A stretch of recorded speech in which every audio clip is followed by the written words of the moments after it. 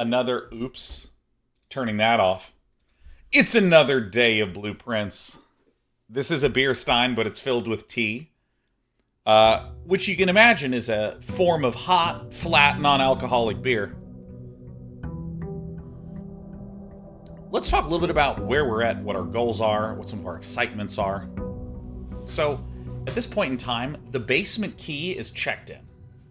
And I'm nearly certain that if I want to use it, I need to go down the elevator that's in the foundation. I happen to have gone foundation room, here, antechamber, and it said to continue your journey, you must go down. And I literally had just seen a giant pit with an elevator floating above, so I'm not entirely sure how to do that, but I'm probably going to just never use the code check ever again for the following reason. These doors in the antechamber, we opened up one of them by solving a puzzle in the secret garden. It opened the west door, and I don't know if all the doors are now remaining shut upon a reset, or whether that's like a permanent form of progress. I don't know. I'm going to work under the assumption that it is not, because that's safe, and therefore I'm going to keep the key in the code check, and there's that. Oh, it's so good. Good cracks. We've also got the permanent additions. I'm going to go there. We got the shrine, which means we have the blessing of the berry picker, which gives us the ability to, when drafting, instead of picking a floor plan, you can pick a berry. If you do, draft a floor plan at random from your draft pool, disregarding rarity. And I assume there's 3 berries, because that's what I see there. So this feels like another good form of gamble, and it's from my draft pool. All right, excellent. So some of our other goals, if we go to the fuse box, there's a pattern that we can do, which would be off blue, green, white, red, purple. We have a whole bunch of, there's just a lot of stuff going on. All right, I think I should go straight into it, shall we?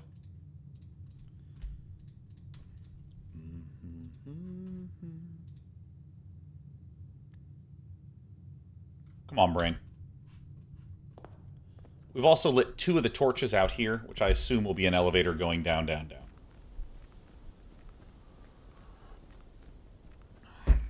Jeff DMK says your foundation is in a really bad location. Why would you say that to me? What are you doing? What are you doing? That's the location it's in. Listen, if you think that's a bad location, it means you're a coward who's bad at puzzle games. There you go. So, I mean, right now I'm going to go to this external edition pretty much every time.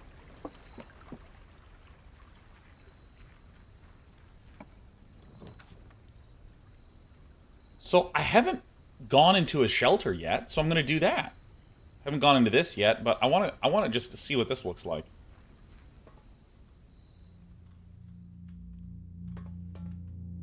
Dude.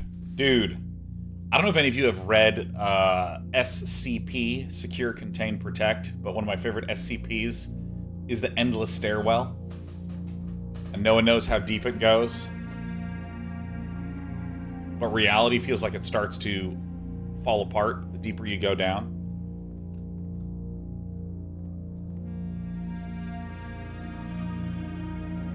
Really? Okay, we'll do that last.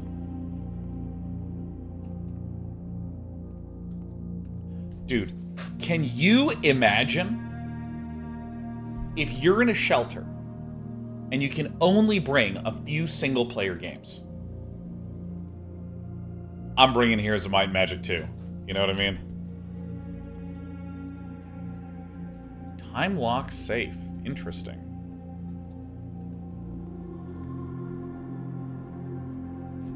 So maybe there's a certain time of day at which that opens?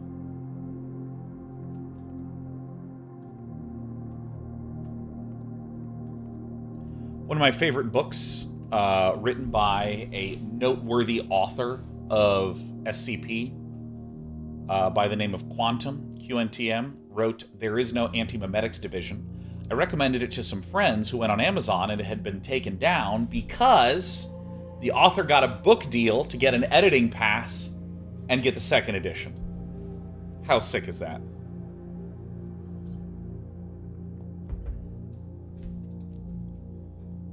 This town. Mount Holly bomb shelter.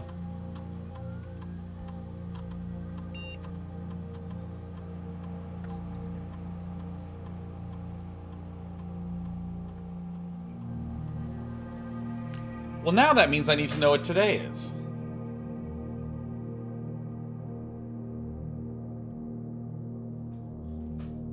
I don't remember this. It's probably on the letter in the front.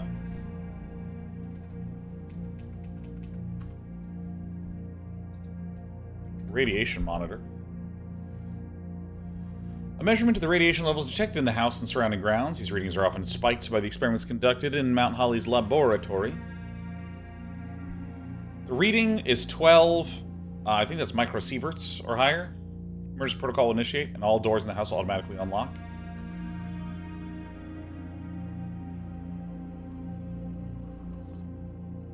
So, interesting. Yeah, and by the way, I already see some modding actions taking place. No spoilers, no tips. Yeah, 3.6, not great, not terrible. But that's the maximum reading. Well, let me get into this. I see.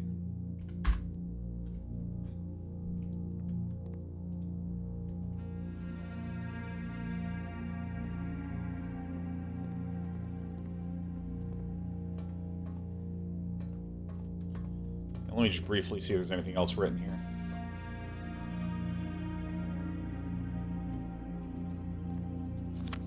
Remain where you are for now. Given that the Red Guard is due tomorrow, we've agreed with your plan and have disabled remote access to the other terminals and sealed the network mainframe. Regardless of the danger, I'm still not willing to risk removing shelter from the draft pool while the three of you are down there.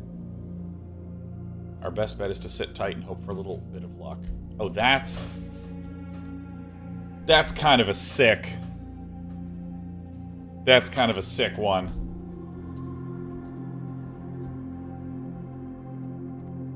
The idea that you would go down here, and then when the day turns, you're just locked down there and just are waiting for someone else to draft it. Hey, thanks, Brock Cam. Dude, I'm having a blast playing this. 1. I want to see exactly where the room breakpoints are.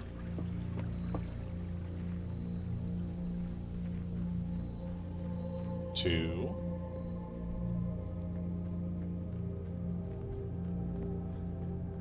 3. So it is just at the reasonable joints, sure.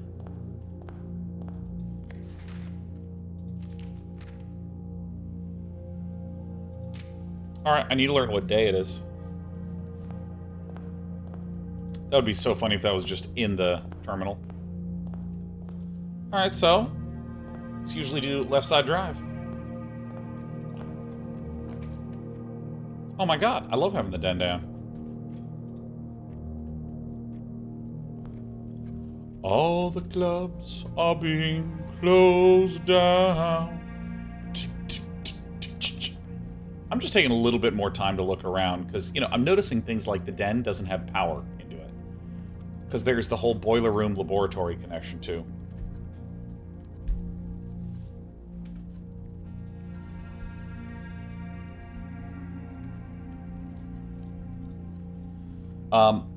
Yeah, the letters right now are the vowels E, A, and I. We have F, C, T, G, H, M, N, L, K, D, S.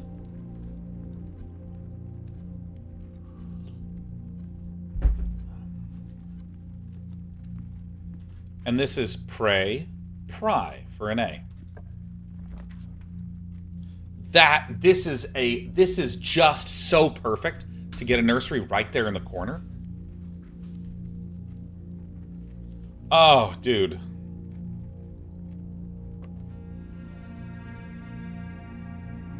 Taco Mental says, as a non-puzzler, it's really cool to watch you play through this and see different thinking patterns. Genuinely, truly, I adore puzzle games because they are an exercise in developing rigor. So this took me a long time. When I first looked at this, I thought this was a shovel in a plate with a small volcano. Then I learned that it's probably a spoon, therefore this is dessert. And that is a desert. S.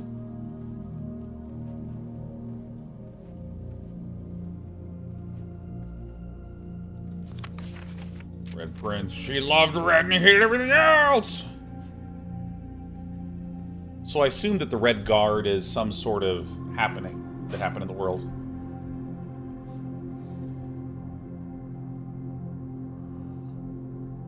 Cereal Snacks says, I really love the Red Prince book. I don't know why. It just resonates. Dude, yeah, like... I love this so much. Like... You'll hear me talk a lot about resonance. Shout out to David Farland. You'll hear me talk a lot about resonance, that feeling of things working together to make sense. You know, like if you have a demon that is on fire in an ARPG, if you walk close to him, you take burning damage. You know, when he punches you, it sets you on fire, and if you walk away, you still take burning damage. Like, we understand how fire works, so like when everything just kind of like lines up with that, you can get more layers of stacking I'm sorry, I skipped a step. You can get more layers of stacking resonance. Like if he walks around, he leaves little bits of flame on the ground. Then also if you walk through, you catch fire. We know how fire works, therefore the animation, how it's functioning makes sense. All the mechanics make sense, and it's just pleasing. Maybe water magic deals bonus damage to the fire demon.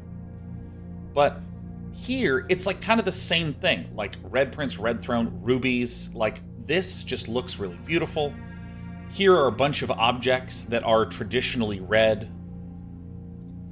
And then there's like, I don't know, it's just such a weirdly bitter rejection and obsession with a color. There's something about this just like so cool, like looking down at a book so you can avoid looking at the sky.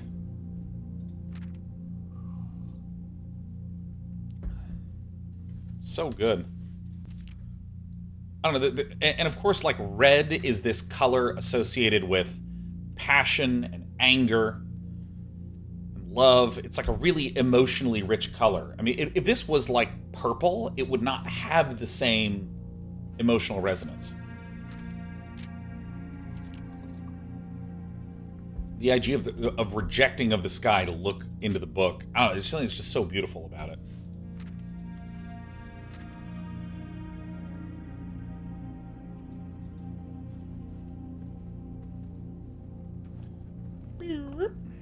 I'm wearing red. I'm the Red Prince. Well. We always pick parlor if we can. So let's look at this. Stare and star for eye. All three statements are false. So this is false. Two statements are false. Could be true, could be false. The gems are in a box with a false statement. So, I see how to do this. So, the gems are in a box with a false statement. Let's assume that this is a true statement. This is true. And so, if this is false, then that means two statements are true, which is a contradiction. All the statements are false. This is definitely false. So if we assume that this is a true statement, the gems are in a box with a false statement. Come on, brain. My brain just went blank. Hold on. Here we go. We're going to get a little more tea. The gems are in a box with a false statement. If this statement is true,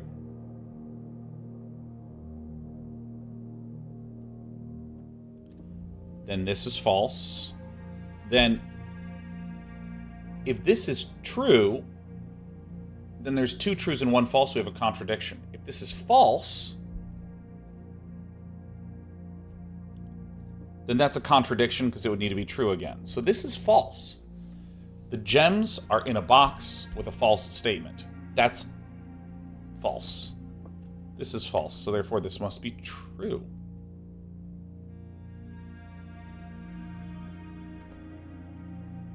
So that means the gems are in a box with a true statement.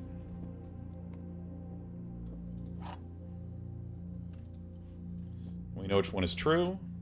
It's the white box. This town. It's coming like a ghost town.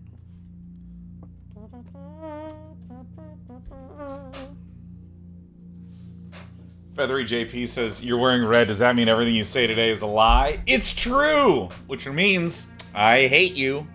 I fucking love you, Feathery. Fucking love you, man. I mean, the pantry sure seems to be perfect. I've been doing this a lot lately, it feels like. We could also do the security terminal. Oh, I already have the nursery up. What am I doing?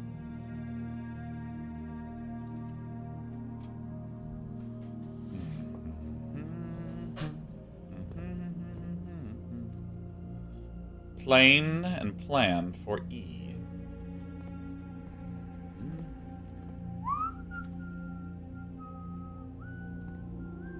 I need to track if these are the same on each poster board. So let's go ahead and do some changing of things. Alright, so let's go to the keycard system. So we want to set the security level to low to make sure that there are not a lot of keycards, because I don't have a keycard yet. And also, oops. And the offline mode, we want it to be unlocked.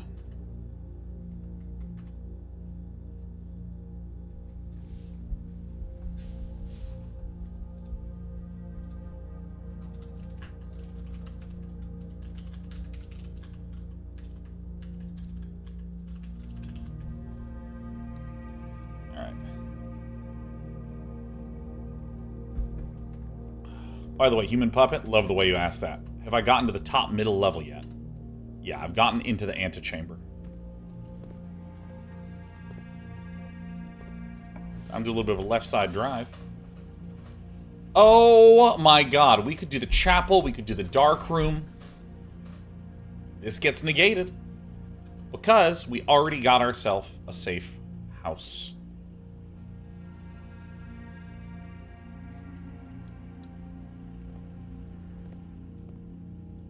Wait, it's just powered up. It's just powered up. It's powered up.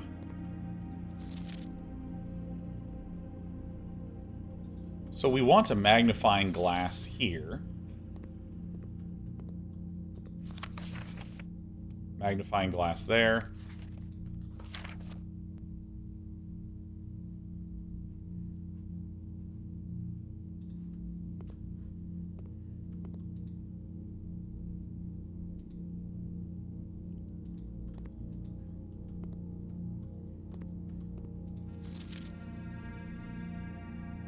Great to have some magnifications.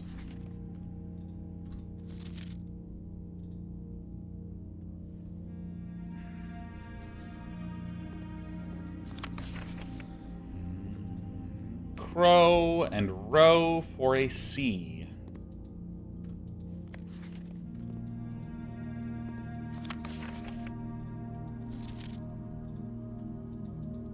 Yeah, I just need to come back here because there's lots of potential things that I could be gazing at.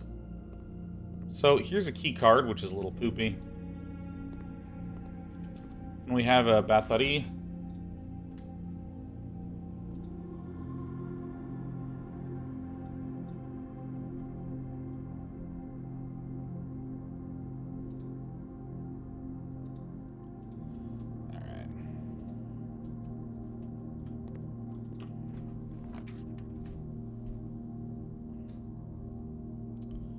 Well, this is an interesting decision. Do I want to get the storeroom right now? Do I want to get the furnace? This gets negated. Pantry would be nice, but I think the storeroom's good. There is a tie, and there's a tier for an R.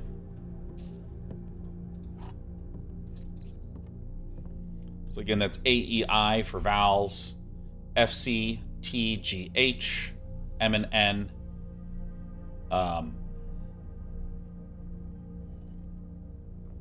L and D, R and S. I think we may have done a K as well. I don't think the K was a letter. That's fine.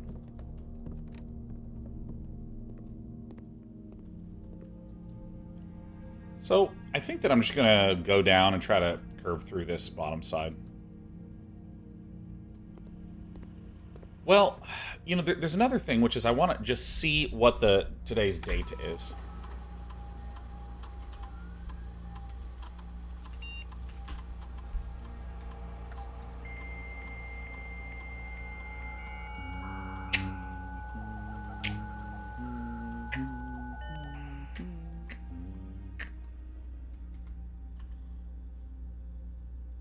Oh, whoops.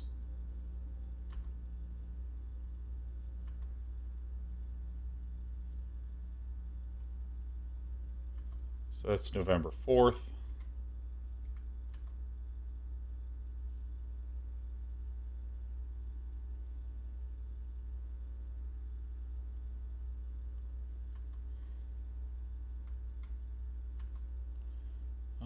Okay. I don't know the exact date, though.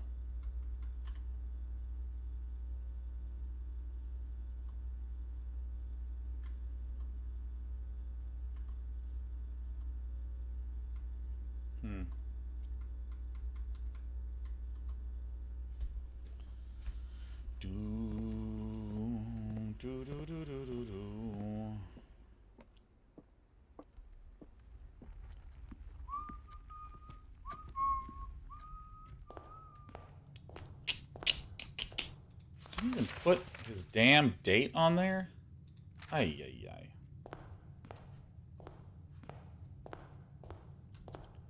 This is day 17. It's nasty, this game. Well, I think I will want a workshop. I kind of suspect that I'm going to want to come back out at some point to get back to that safe. I think the mailroom would be the best place. Got to work for that date. That's how it is sometimes out there. Oh, nice. Ah, yes, here's the 8th page. Stones. Yeah, because I think it's the first words on the first words on the paper are the message. That's what I'm assuming that these bold ones will mean. So we have stones in 8. 5, I believe, was trees.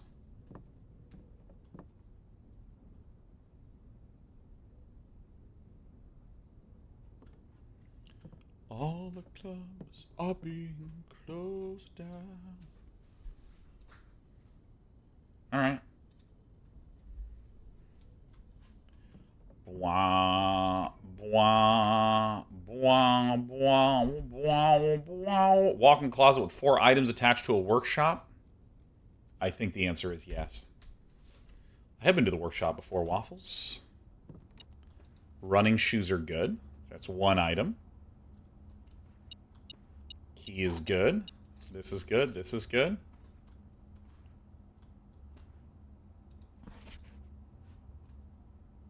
Stag. Tag for S.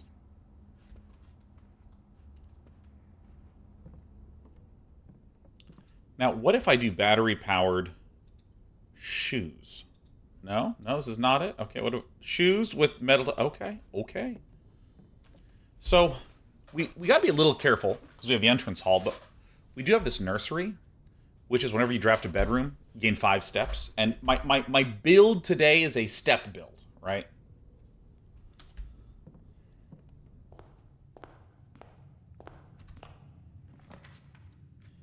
Observatory is probably what we're going to have to do.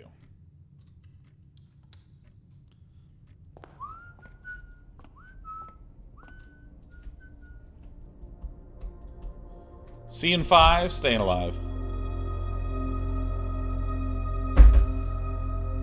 Praise the sun. Praise the sun.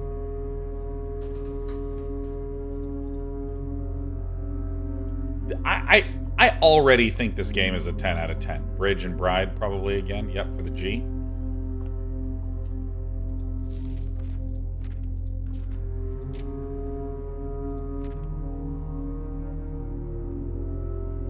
I'm really excited for this. Oh, this is just +1 key. Oh, okay.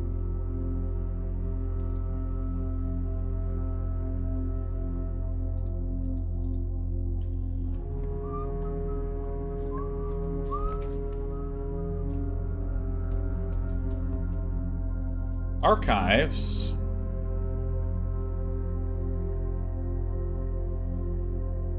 I don't want to do this.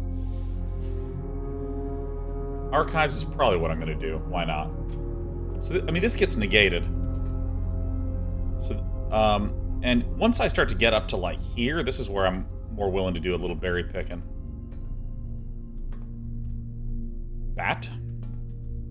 Probably bath. Yeah, bath for H.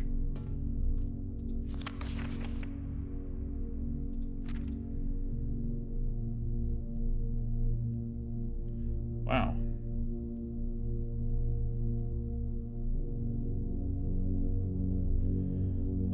Red Prince is based on her son. So,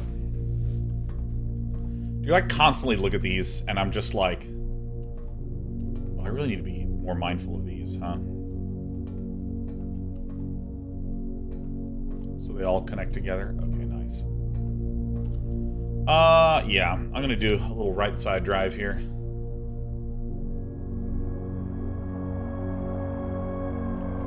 I mean, let's make the Nook a real Nook, huh?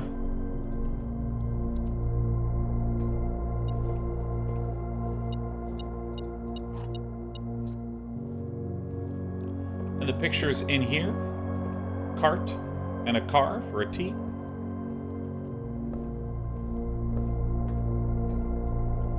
Look at this shelter. Love to see it.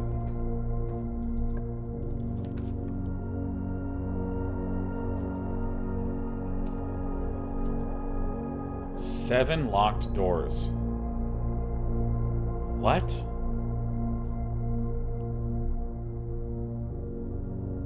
All right. Do this one. Lock and clock for a C.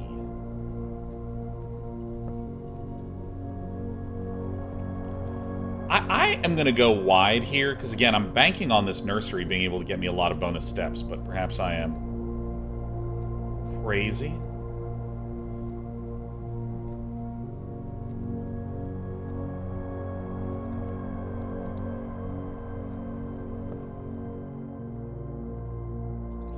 Give me that. Peak P for a K. There it is.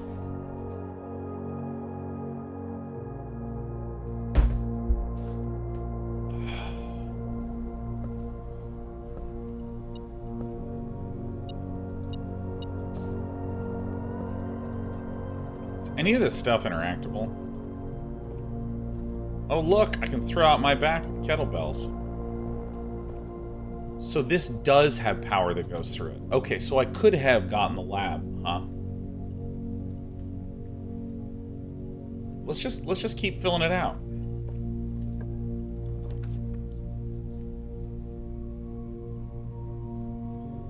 I mean, this is pretty sweet.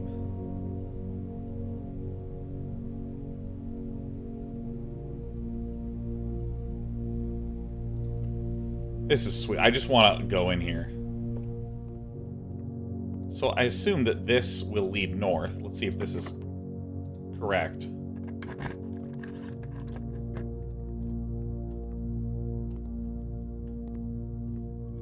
What about these other doors, though? What's in here?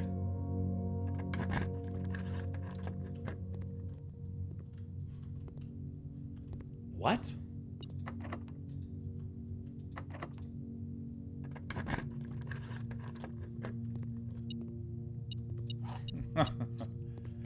Oh! Okay, so this answers my question. We did, in fact, not open.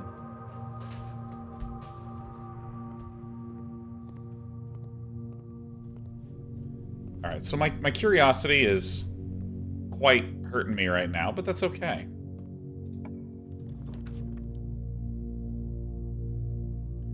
Passageway is awfully good here.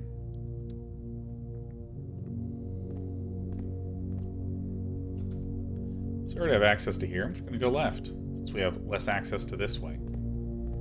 This has power. Doesn't have power. So power's going through the weight room, huh? Not through the Great Hall.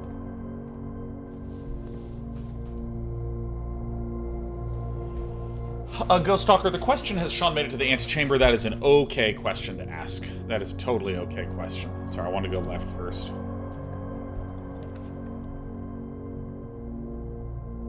Okay.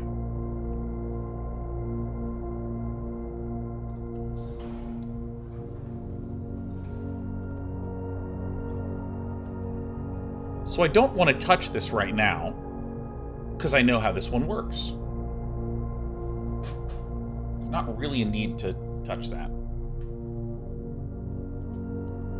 But I now am looking for a laboratory, for sure. I'm going to go up. Let's use that key.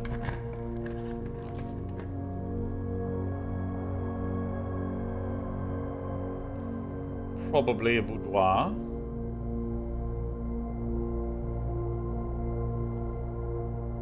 So this is a room, so drafting this will give us 5 more steps.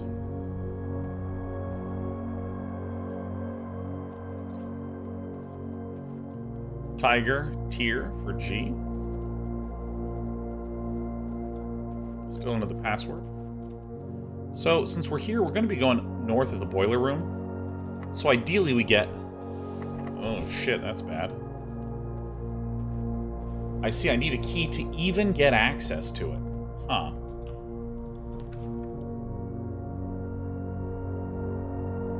This is good news! There is a problem. If that boiler room north is locked, then we're screwed.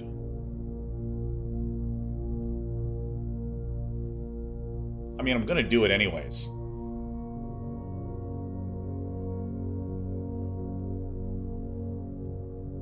All right.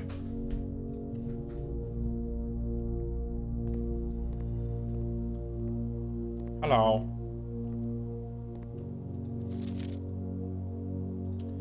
Wait, what does this say? Next 3 red rooms drafted, not 3 red rooms.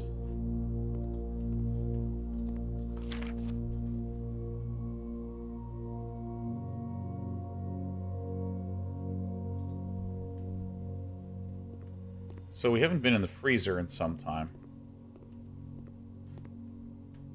Why did I even walk into this room? I just wasted some steps. Whoops. Sorry, I just went into autopilot.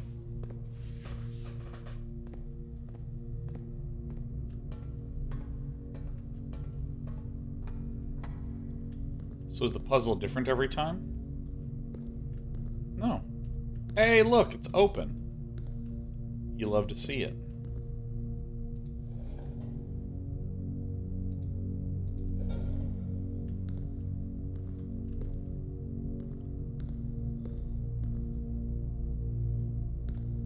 Oh wait, is it counting this as like already solved?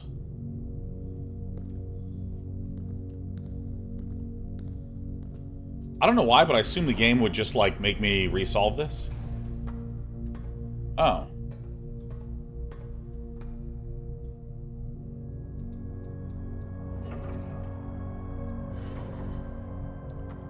Alright, well, I guess let's heat them up. Down the hatch.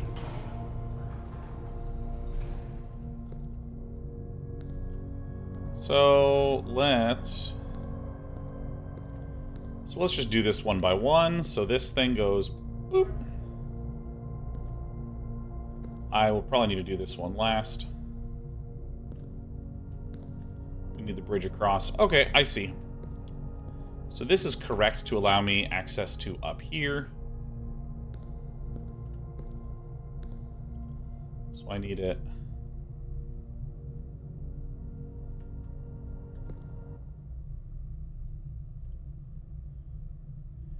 How would I want to do this?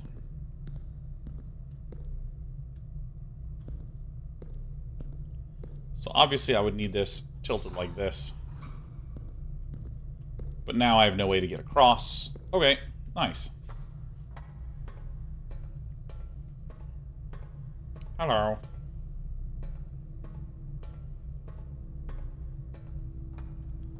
So there's a step that I am forgetting, which is I've never actually known what this thing does. So I'm gonna go back up.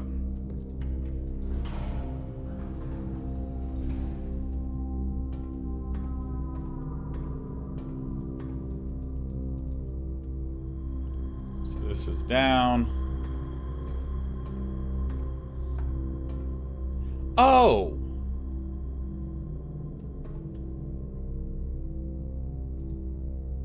Hello? Yeah, I'm dumb. I thought that I had already turned all these, and this interface was off, and that was confusing to me.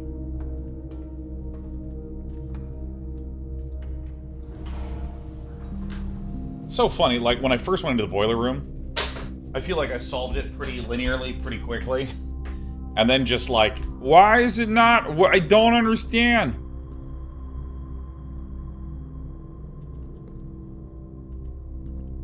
And this goes up to there. Oh, perfect.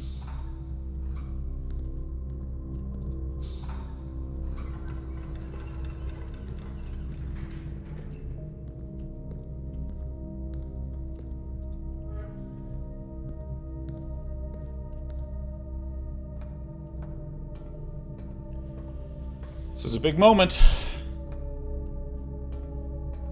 I like, literally, I can feel my heart rate going up a little bit. This is, like, very exciting for me.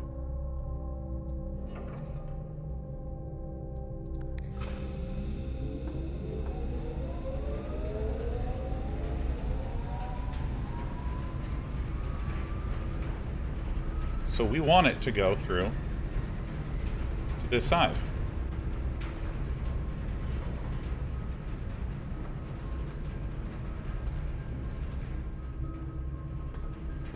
Oh my god, my heart.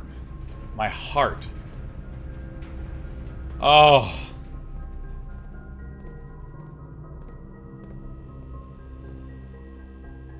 Push 3 after 9?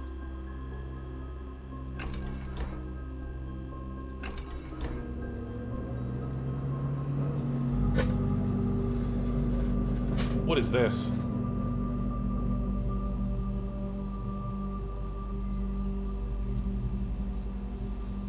We cause a fire in a nearby village.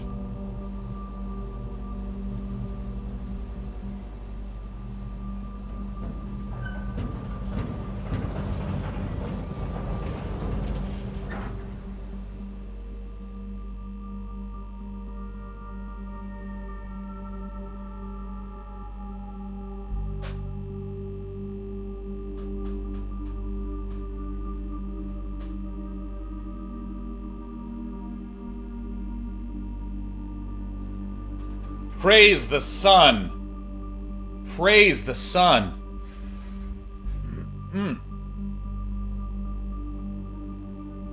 This is the best game ever. I think this game is a 10 out of 10. You know, I wasn't all the way through Elden Ring when I gave it a 10 out of 10. You may remember the exact moment in Elden Ring when I gave it a 10. I started off, it was roughly a 7. I got to Stormvale, and I think at Stormvale that's when I at least was at an 8. And then when I took the elevator down to Shifra, I was like, this is a 9. And then when I fought against the Ancestral Spirit, I was like, this is the most perfect game ever made. It's a 10. I think today is the day we give it a 10.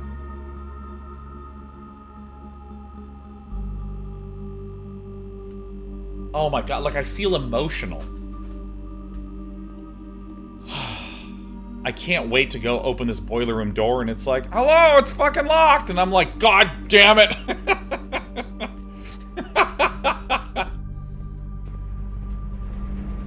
So now I need to open this last lost door.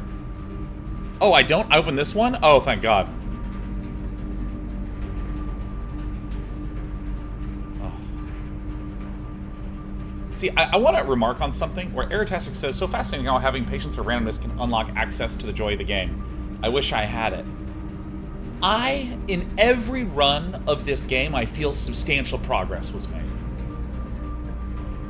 I'm sort of comfortable juggling lots and lots of stuff. Hallway's probably it. Bedroom's probably not it. Cloister would be nice, but I think I need to get the hallway.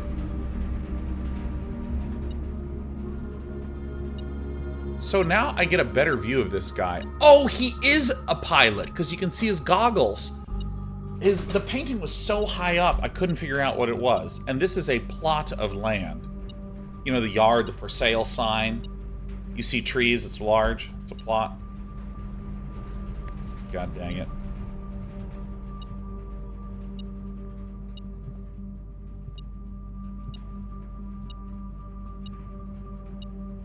Ah! I can do the puzzles, but I can't figure out where to go.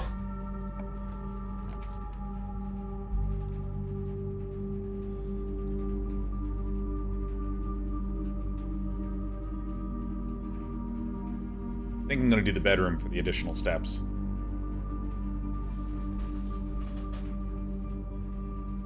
No. I think I need the West Wing Hall, because I think I'm low on resources right now. What is this? Vial?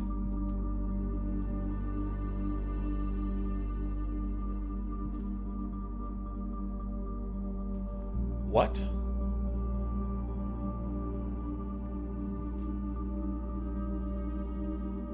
That is a vial. It's a vial of blood.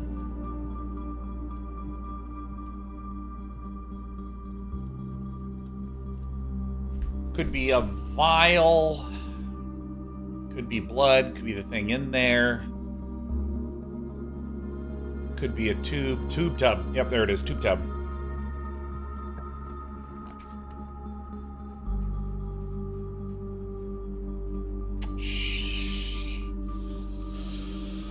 I mean, I'm gonna do the ladyship's chamber.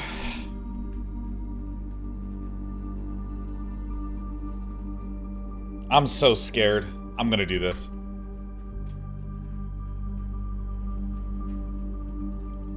The fact that some of these rooms contain something. Oh, thank God, a key. The fact that some of these rooms contain something, I think is just such a great motivation to just keep moving in.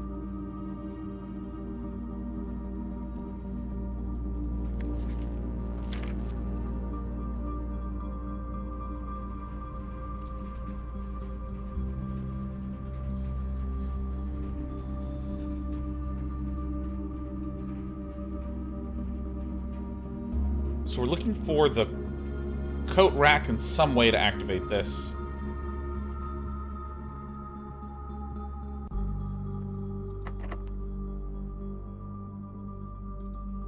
Alright. Need to be careful with keys.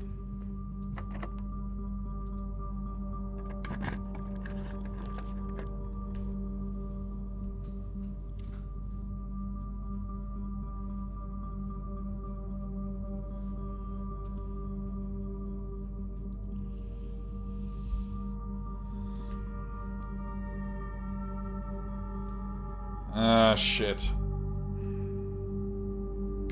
don't know how much keys cost. I'm gonna do the dining room. It gives me more shots, and we have the metal detector. So this increases the probability of keys being here. Coast. Tag. I was never able to figure out this one.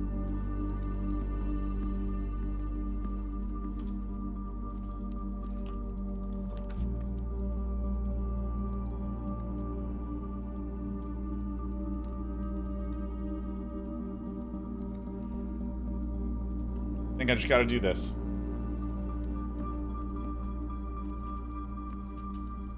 We're getting close to the 8th rank. Maybe I just go straight north. So this is... Because, like, okay, when I look at this one, this is like a tag, a ticket.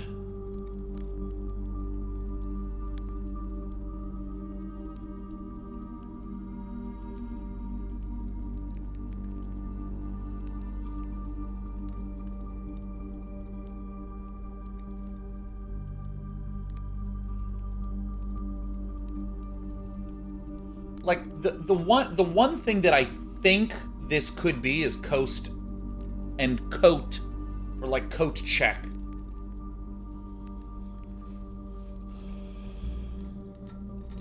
But I think that I'm biased on that one because I really want to get the coat check so I can get the basement key after I have figured out what's going on with the foundation.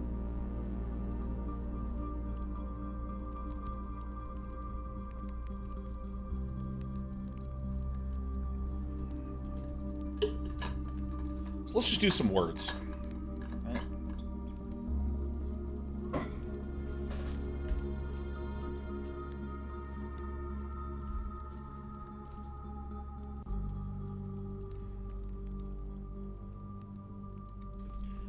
Coastline.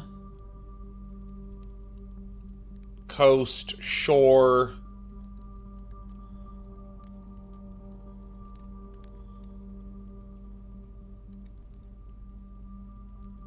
Could be beach.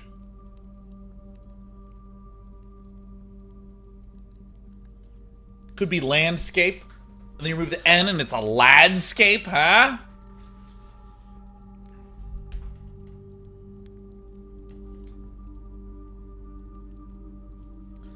Like crag, mountain, beach, shore, coast. I don't know.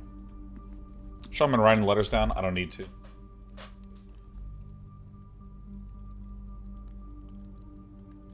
Tag, ticket, number.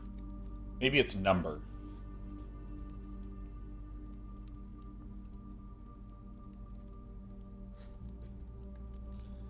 Probably fucking not number. Ticket.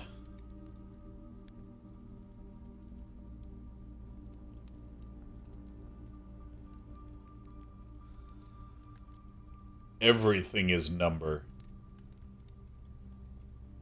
Dude, Pythagoras, his gang, were obsessed with numbers. They would look for interesting and unusual patterns in numbers just to study and appreciate the beauty of them. And their favorite was what they called the perfect number, which is a number whose the sum of the divisors is equal to the number. So 1 plus 2 plus 3 is 6. So 6 is a perfect number. I think 28 is the next perfect number. Because 28 is divisible by 1, 2, 4, 7, and 14. And 1 and 2 and 4 is 7. 7 plus 7 is 14. 14 plus 14 is 28. That sounds right. And one of my favorite phrases from the math nerd commune that was surrounding Pythagoras is everything is number. I just love it's. There was a time when I was playing Dota and I had just read about this, and any time I would get like some good play or some kill, be like, "Nice job, Sean," I would go, "Everything is number." I have no fucking clue what this is, by the way. That's why I'm doing what we call in the business vamping. So let's see if we can get something to turn here. Locked. Okay. So because I am in here, I'm certain that I can drain the pool. This is create. What? And plane.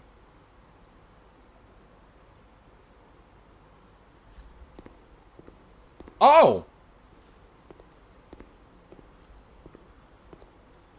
Paint. Pant, pipe, paint.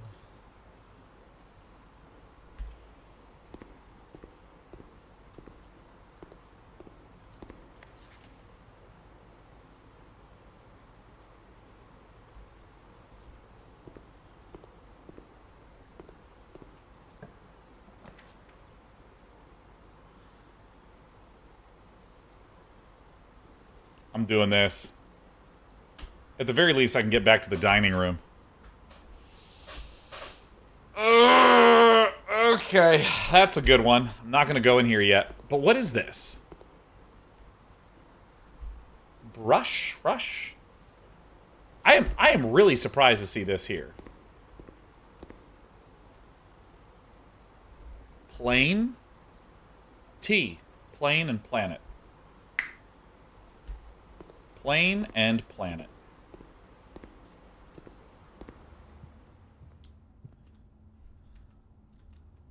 Beer and paint. So paint, pint for A.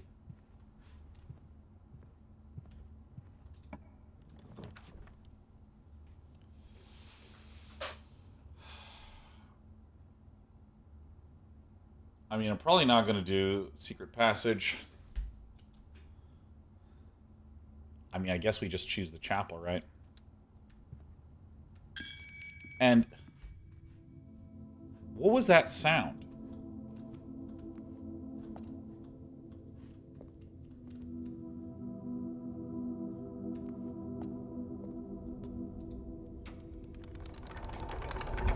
Oh, that was that had nothing to do with the room. I'm remembering. Oh, yes. Oh, my God. Praise the sun.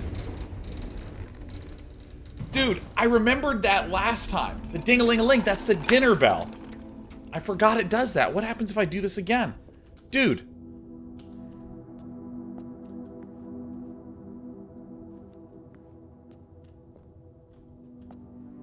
Just check the rows for stuff. I was wondering why the ding-a-ling-a-ling went off. And then I remembered why the ding-a-ling-a-ling went off. Oh my God.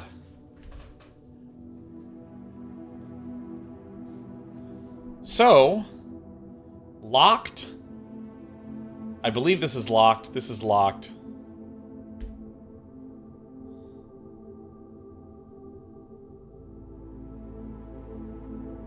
Is there anywhere we can go to get the date? Blue Sparks, you sweetheart. Gifting 5. Staying alive. I did not even pick a single berry.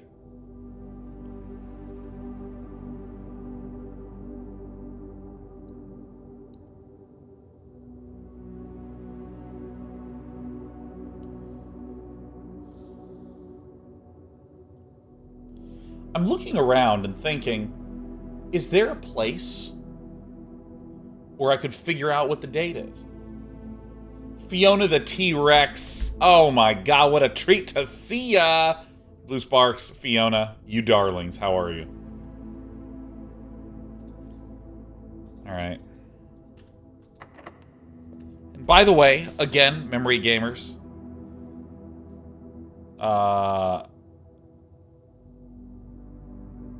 It's like a hoe, pizza pan thing, pitchfork, chimney sweep, broom. It's like a club and then a scepter, right? So it goes hoe, pizza thing, pitchfork. Oops, that's not 4. Then there's chimney sweep, broom, club switch thing, and a scepter. All right, let's stop gloating at how good our memory is, even though it was hard for me to recall it. Pool and dining room. This one is locked.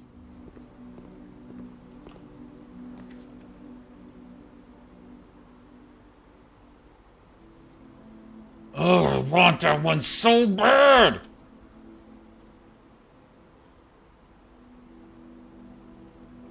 Alright, I'm picking a berry.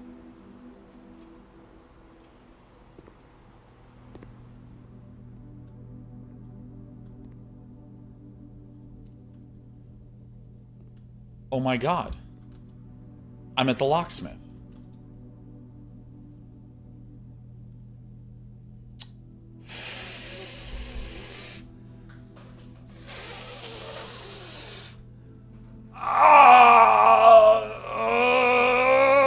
Tetsuo!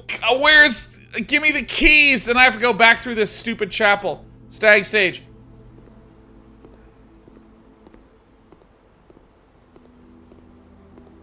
That hurts. No, this is probably what I'm gonna eat for dinner. Have dinner.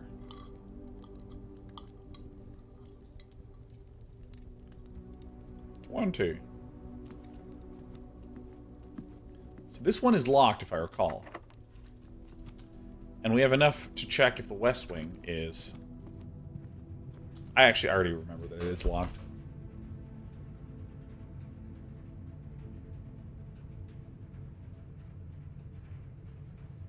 Is there any other stuff that I want to do?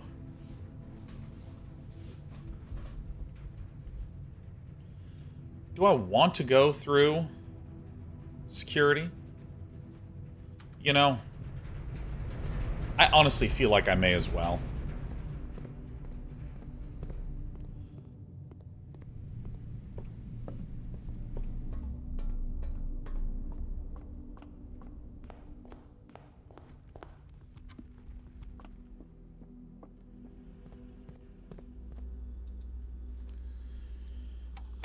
All right.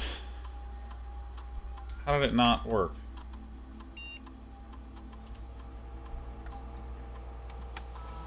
I was debating doing this, because I have the shelter, which I want to go back to if I have the date. So if I have the date, I can go back to the shelter, and I can both upgrade the disc, and I can open the time lock safe that's next to it. But I also thought, you know what? Screw it. We'll just go here for sure. Nursery? Ugh.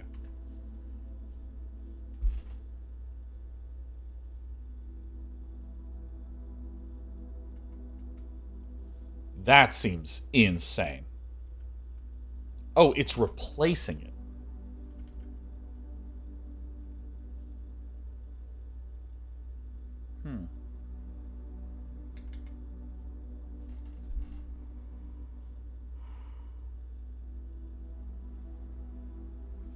I think...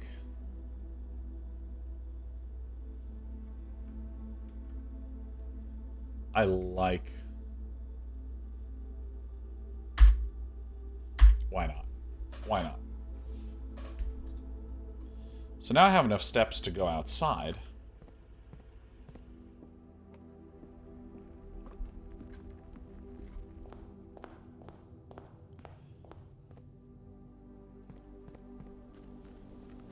Ah.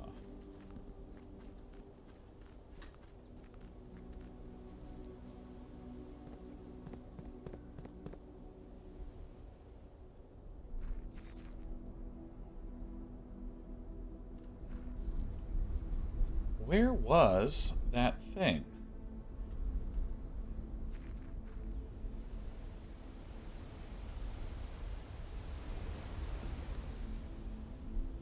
I don't quite have a map of the outside in my brain yet, but it's time to start getting it in there, huh?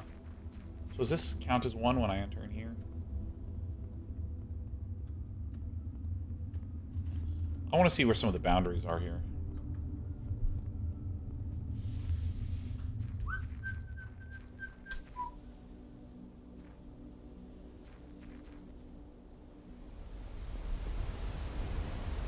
I bet you this takes me downtown.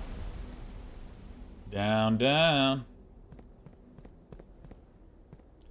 Mr. Wumbo says, I remember you talked about it in Myst. What was the name of something they put into games so the player sees it above everything else to know where to go? Disney Imagineering coined the term the weenie. You know, like when you have a dog and you have like a little wiener? You know, the hot dog and the dog wants to go eat the hot dog? A little weenie there.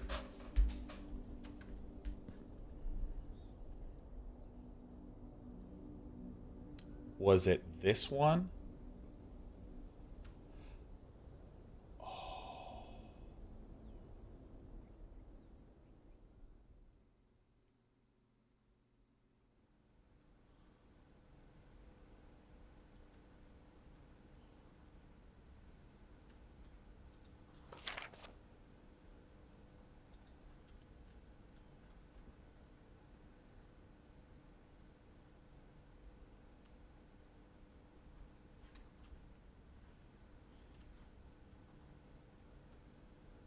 Interesting.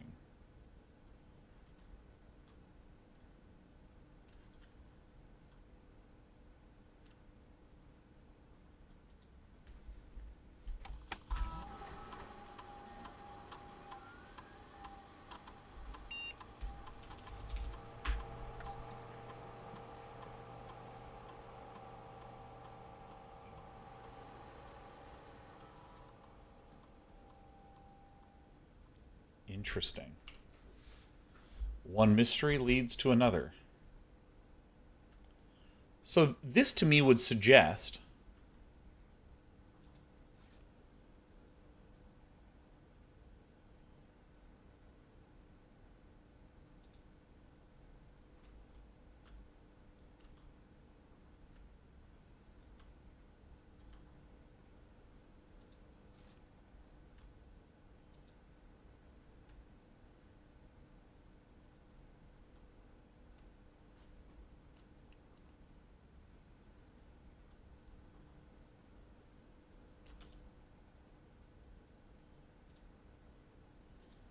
huh.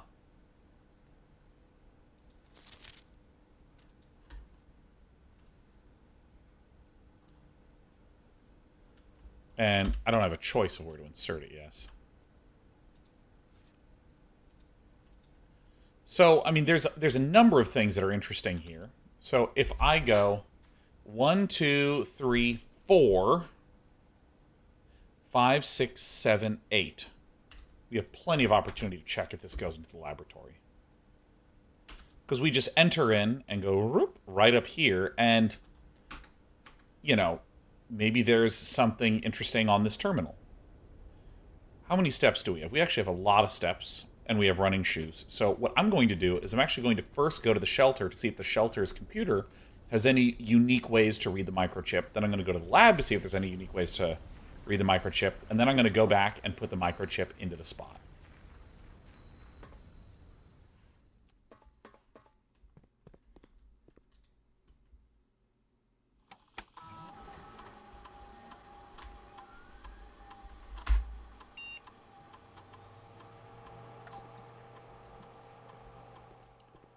Nothing there. I also am curious what happens if I end the day with the microchip.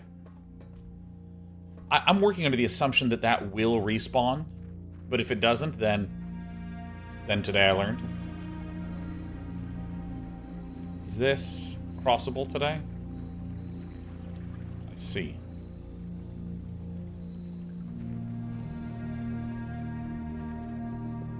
So let's go to the lab. This is the best game ever.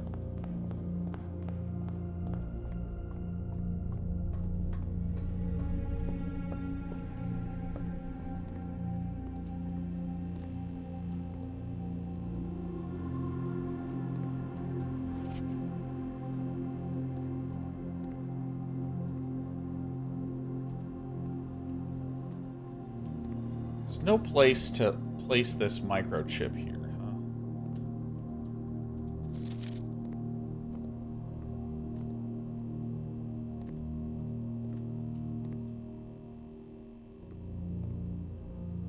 See.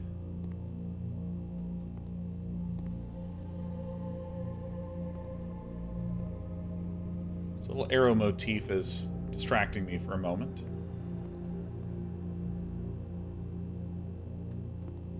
Oh, I realized I didn't even look for the photos. There's a tree.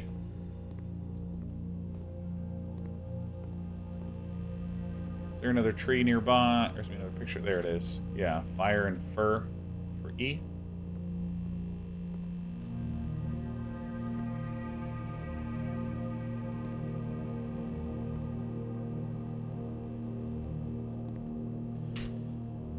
Oops. So we've kind of done all the stuff we can do.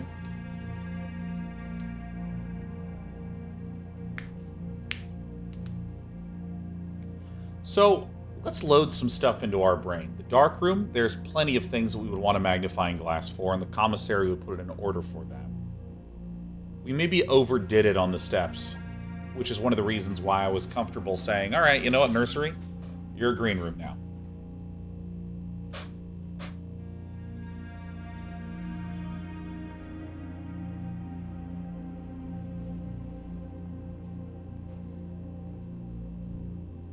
I haven't made anything at the workshop. I don't know how the hell that works. Foundation I want to get to, because we turned something on there. And we had the basement key and the code check. That was an incredible day. 34 steps remaining. That is one of the best days of all time.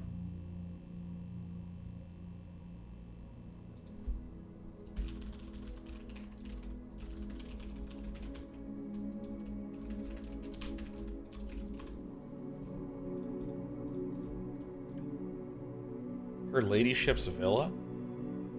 Nice. Steps taken 69. Really nice. Really, really nice.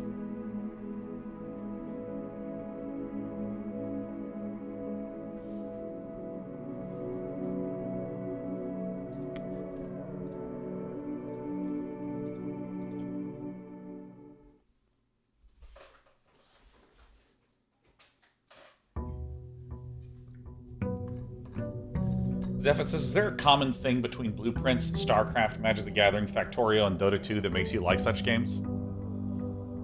That's a good question, Zephyr. What is the common thread there?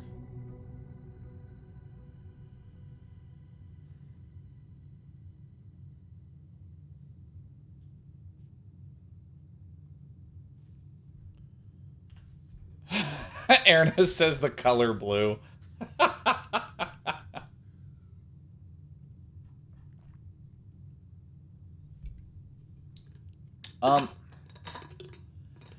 I think there's a couple things that I like about that list of games. So let me come back to the list of games. The list of games that Zephyr said is there a common thing between Blueprints, StarCraft, Magic the Gathering, Factorio, Dota 2 that makes you like such games? I might even throw in like Dark Souls, Elden Ring. I think there's two things that I am self-analyzing over the course of 30 seconds of reflection that I'd like to share with you. The first is all of those games have... They allow rigorousness to be beneficial. And I'll start with Magic the Gathering. Understanding all the interaction of the rules and how they, what the corner cases are and what the interactions will be. You're actually trying to think through these very precise, discrete things. StarCraft functions this way, trying to understand the exactness of the build order and how the pieces fit together. Dota falls under that category. The various interactions among the heroes. All that sort of stuff. Of course, here in Blueprints, I'm not just going into rigor mode when I'm trying to solve a specific puzzle, but the management of the steps up in the corner, the keys, all those sorts, each is very precise. And I will delineate this from an action game that's very experience-driven, where you're just kind of going through it, and it doesn't really matter if you know how the systems work or how the enemies work, just experience it. The Last of Us, I think is a very beautifully made game. I don't feel obligated to rate it highly. I enjoyed that time, but that didn't connect to my soul in the way those other games do. And I think that the precision with which you can evaluate all the systems and the rules in order to engage with it is really awesome. But I think the second thing that all those games really share... Oh, actually, Dream Chronicles does Dark Souls also have this thread. Yeah, the rigorousness with which you evaluate an enemy's attack patterns, the gaps in them, how your weapon slots into that, understanding the minutia of how poise and the stats systems work and scaling works, things like that. that also falls into that rigor category. But I think the second thing that comes to mind is, oh, and I have a third thing. Second thing that comes to mind is a sense of progression. I like number go up. StarCraft, your base is small, then it gets medium sized, then it gets big, it's like gigantic. With Dota, your auto attack at level 1, oh, okay, oh, and then by the end you are animating so quickly, you don't even see the animation, you just see poses. Same thing with Elden Ring, same thing with Dark Souls, same thing with Magic, the growth of land. How much should I talk about green ramp decks? Factorio, oh my goodness, progression, right? But the last thing that, I wanted to say this one for last, because it's actually the first thing that came to mind. I think the thing that speaks to me in all of those games that makes them really stick with me is this sense of wonder and possibility. I can't tell you how magical it was as a kid playing StarCraft, where I played StarCraft for 7 years before YouTube was founded. Okay? There was no ability to get all the great information. There was no beautiful wikis. There were no video guides. You would just play, and sometimes you would get paired against someone who was better than you, and it would feel like they were doing things that were impossible. I mean, playing against really good players, it just felt like they were cheating, but you knew that they weren't. And it was so amazing to see how incredible the skill was. It was so amazing to see a matchup with the best of the best, and everyone knew what the meta was, everyone knew what the good strategies were, and then someone figures something out new, and everything changes. To this day, there are incredible innovations happening in StarCraft 1. Shout out to Best, who had an incredible run in this recent ASL, who has been popularizing Dark Archons instead of Corsairs. Like, the fact that the Dark Archon, the most made fun of unit for like 2 decades, actually might be more important to get than Corsairs if you want to have a stable PvZ style. That wonder and amazement is so cool. Same thing with Magic. There's those fixed decks that everyone knows are the best, and someone comes out with something new that upends it. The crazy possibilities in all of these games. And there are exploratory style RPGs where there's lots of beautiful places to go and beautiful things to see, but the way that like Dark Souls and Elden Ring composes it gives this sense of wonder of I don't even feel like I understand how huge this place is. To this day in Dark Souls 1, I still don't remember, or I know that I still haven't gone to the Valley of the Drakes because I didn't remember to go through that in my playthrough. And that is probably the top 3 single player game of all time for me. And that just feels so amazing. All those possibilities. And even if I go to every single inch in Dark Souls, switch the weapon set, play it for like the 6th time, it's going to be a brand new experience. And of course, here in Blueprints, again, there's the beauty of the vistas and things like this, but there's that just amazing wonder of coming over here, seeing those torches getting lit, and looking down there and going, what's over there? And as the game has been opening up, like this little gate over here that I'm bound to go through in moments, it feels like there's more and more and more, and I just think that that is the most marvelous feeling. And that feeling of wonder is the biggest thing that I look for in almost any game that I play, and it's not the graphics, it's not, look at this cool view, it's that feeling of possibility that I think all I ever want to do is play those games, think about those games, talk to people about those games. That's what I think. Thank you for the awesome questions, Effin.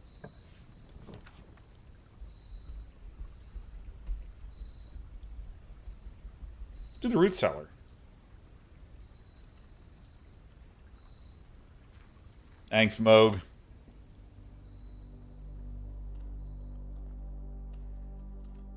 Oh, Moog, I saw you in chat for someone else's chat the other day. Maybe. Were you watching Up a Tree?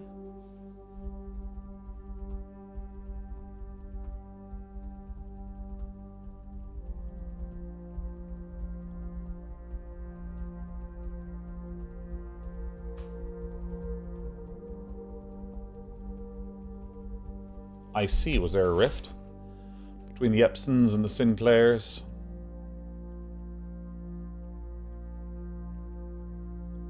Seems like it.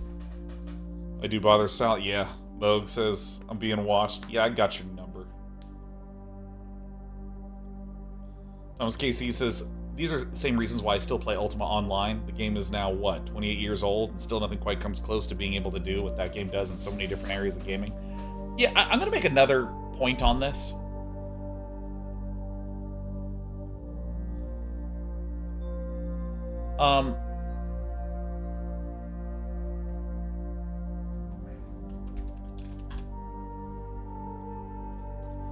So let's think in the context of what you can do in a strategy game. All right, I want to talk just about strategy games as a little thought experiment. People tend to, like, you know, your average Redditor bear, will think about good decisions and bad decisions. And sorry for everyone who's red-green colorblind. Let me actually do this. So, like, this is how we naturally think about decision spaces when we are playing strategy games. Hey, I'm going to sit down, I'm going to make a deck in Magic. What do I do? Well, most of what I can do is bad, bad, bad, bad. And you need to start to study and play a little bit until you can learn what's good. And of course, we can do striations of this, like maybe, you know, somewhere in here, like this little sliver. This is the best of the best, you know. But let's just loosely categorize it like this. I claim that this is an incorrect way to think about strategies in games. I will actually redraw this a little bit like this.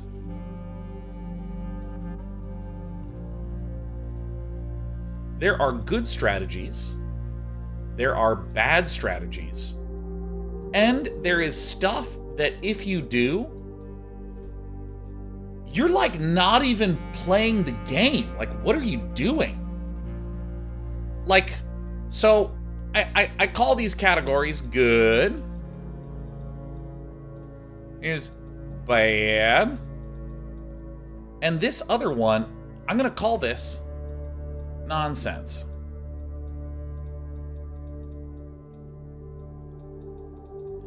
And you might say to yourself, well, Sean, what do you mean? I don't quite understand what this category is. Let's take StarCraft 1 and StarCraft 2. So often in those games, what you do is you're not even close to playing a legitimate game of StarCraft. For instance, if you aren't endlessly building workers, literally, what are you even doing? I mean, you're not even doing a bad strategy. You're just not even really playing the game at all. What are some other games and examples of this? Maybe I don't need to go through additional examples because I'll belabor the point.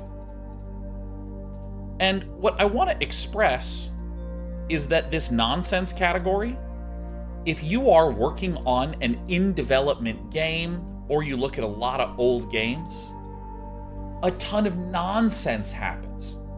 A lot of, like, what are we even doing sort of ridiculousness.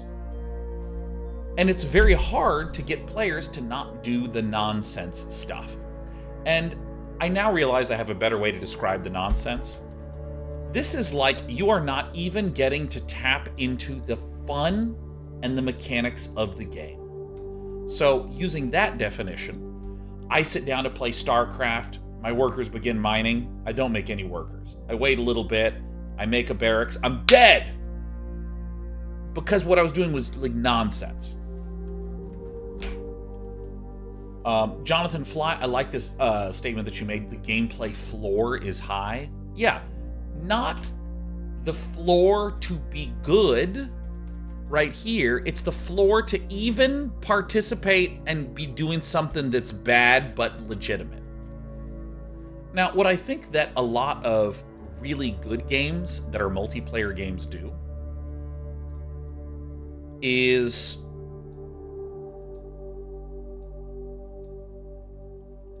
they do a good job of minimizing the size of this nonsense wedge. Also do the dark gray there. It's aesthetically pleasing. This is something like, I would describe this as like maybe Dota. Oops, forgot the T. Like, the nonsense would be things like walking all the way past the towers and the lanes and trying to hit the nexus at the start of the game. Or excuse me, the ancient. Right? This is also something like Counter-Strike. If you play as counter-terrorist and you start camping, this is nonsense. This is not even playing the game. A lot of good modern multiplayer games just avoid nonsense. Battle Royale games, the circle shrinking, it just eliminates the nonsense gameplay.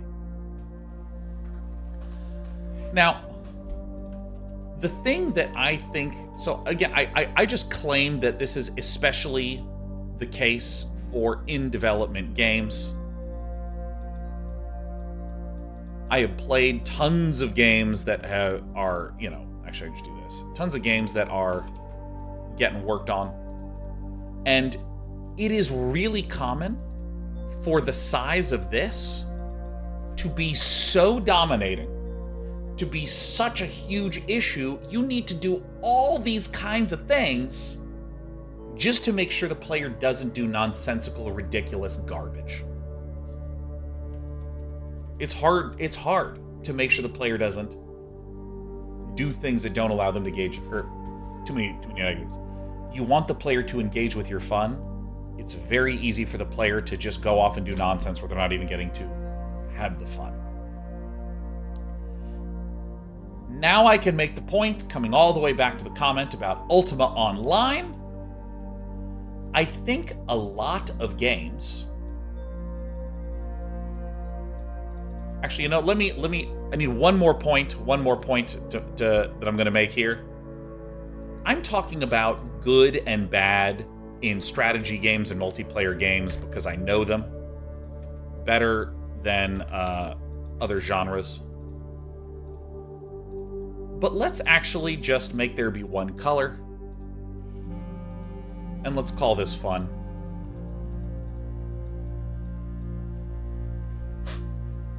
I think that it is very easy to be so obsessed with trying to make sure the size of the nonsense pie gets reduced to something as tiny as this, that developers, it's almost like they forget to make their game fun as hell. And I think a lot of old games have an enormous amount of nonsense, but boy, the fun that's in there is fun. I've played Ultima Online. To call that game jank would be a compliment, okay?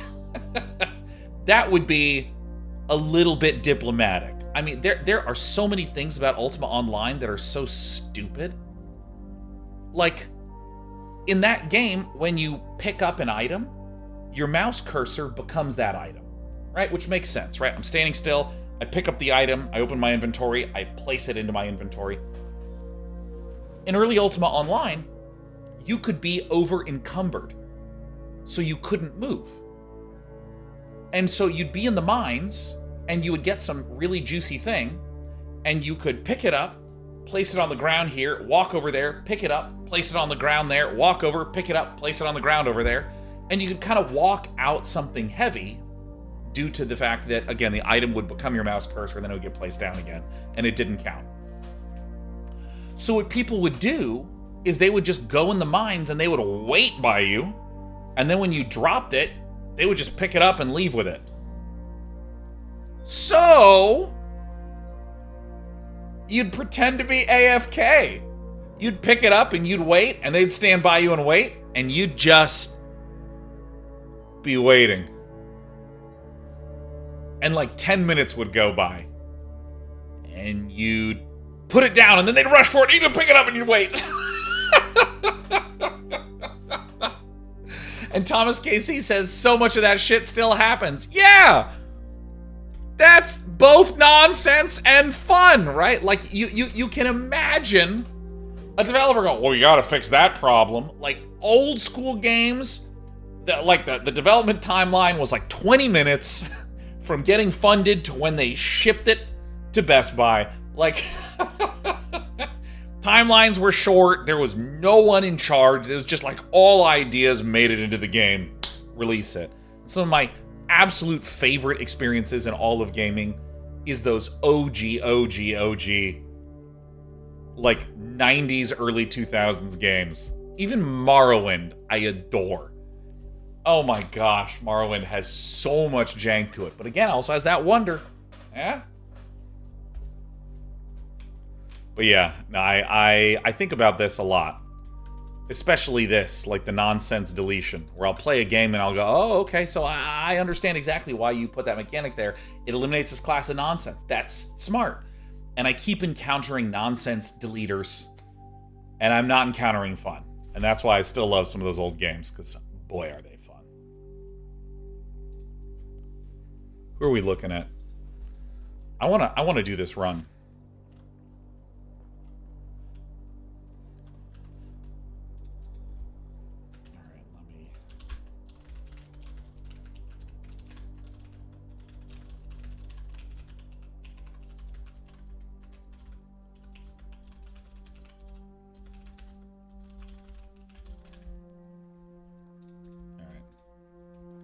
Sorry, I had to flirt for a second. Is there anything noteworthy in here? I mean, I'm really interested in these. Search continues. Author and illustrator whose fanciful stories named Marion Marigold's last seen fried again into a carriage after a late. No sign has been found. I see. Dude, there's gonna be... If this game has character animations at some point, it's gonna blow my mind.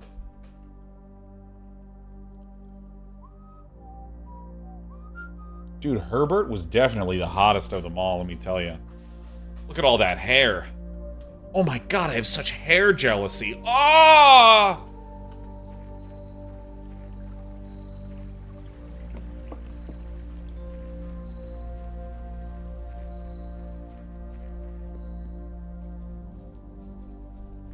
We haven't found any new letters, Ross MT, although I don't understand the tag with the coastline beach shore thing. Alright. I think I'll begin the day with a left side drive. I talked for way too long. I gotta find out when the days start. Oh, the picking a berry den is just great. What day is this? 17 or 18? Pray pry. I also need to be a little bit more diligent about looking on the ground for crates. I mean... This is tough. I want to do this, but I'm just going to get the storeroom. Desert and Dessert S.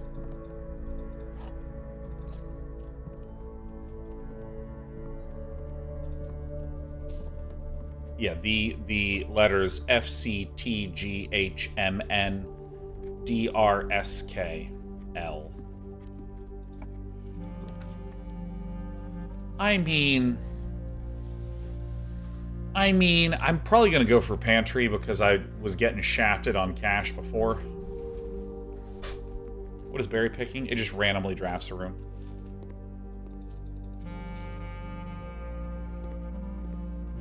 Stare star for an eye.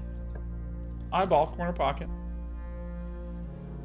Okay, so this has more dirt. I mean, patio will loop through, but I'm generally okay with dead ends in the bottom corners. And I have berries, so I'm going to do this. So much dirt, so much dirt. And because I have the root cellar, we want a shovel.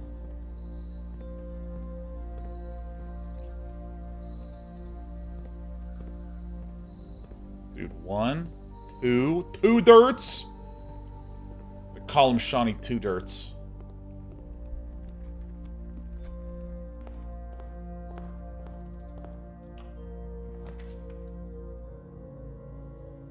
Probably not the commissary, probably the hallway. Last day with Berry Blessing, it sure is. Pine and pin for an E.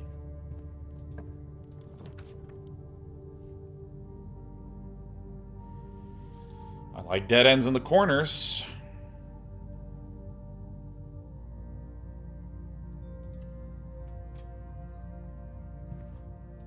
God, it's huge.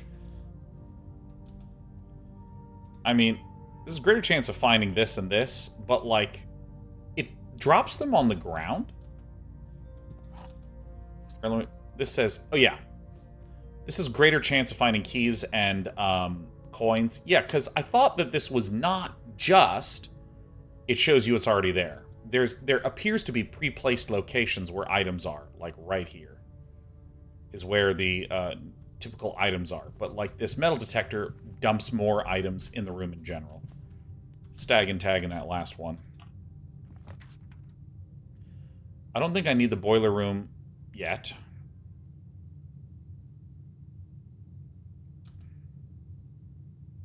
Kind of sucks. I'll do the spare room for now.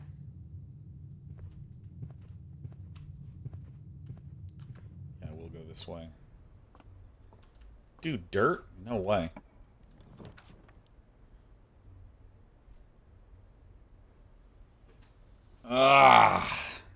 I'm doing the berry, dude. I'm doing it.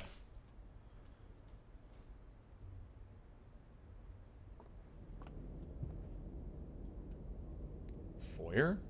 Hallway doors are always unlocked? That's a good pull.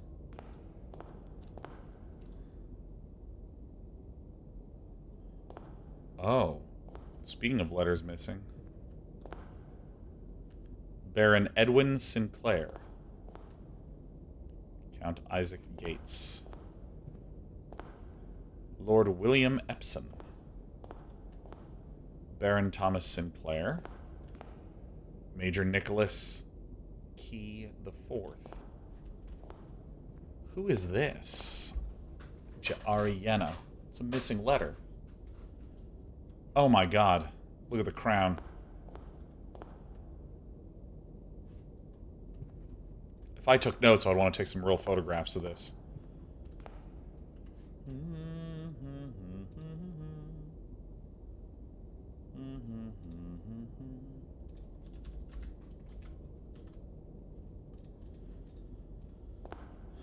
This game is just... What an achievement. To have even conceived of this game.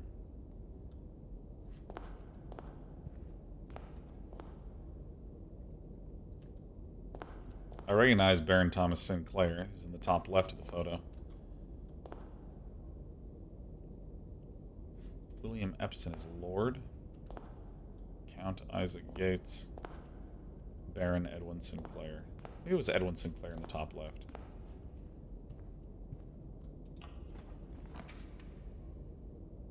I can't get rid of this damn chapel. I'm gonna parlor because I'm trying to eagerly curl back around here.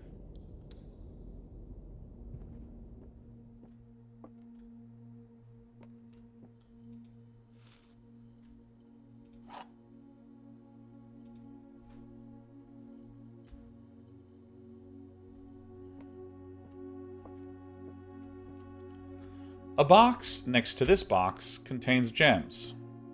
I don't know what next to means. Both boxes next to this box contain gems. This is false. A box next to this box is true. So that's false. This has to be true.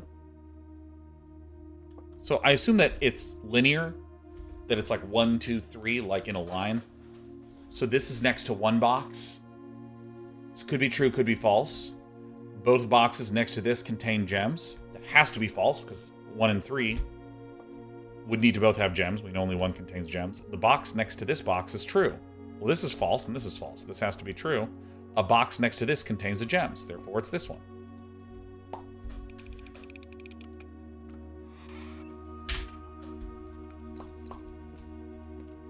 So we want something that goes out like the courtyard. Perfect. Courtyard is exactly what we want, because the courtyard will have gems in it, thanks to the other thing that we have. Dude, I have so much dirt in this damn game. Oh my god, I want a shovel. Tick, tick, tick. 1, 2, 3, 4 dirts? Jesus. Can a guy get a shovel in this game, please? Is there a shovel in the box? 1, 2, 3, 4, 5, 6, 7. I have 7 in there. That's really nice. Show me what I got, dude. Hey! Not bad. Not bad, right over there. So, commissary would be good to get a shovel.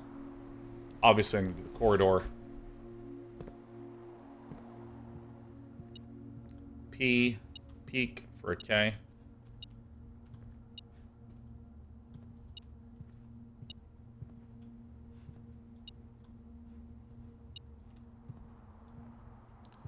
Dude, literally, I can solve puzzles. I can remember stuff. But this metal detector is hard.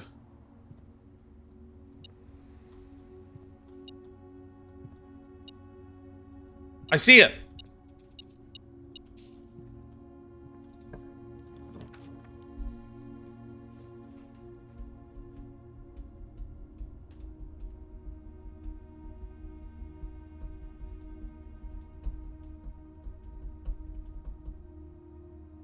Doing this.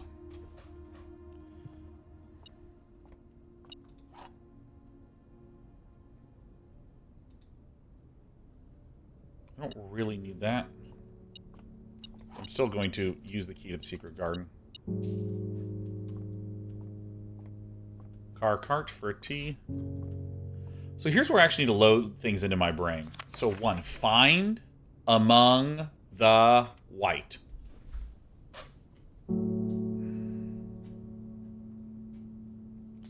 I believe 5 is trees and 8 is stones. Yeah, because, again, my theory is that it says first words on the pages are the message. That's what I think that it says. Find among the white. I called that when I just saw these 4. Called that.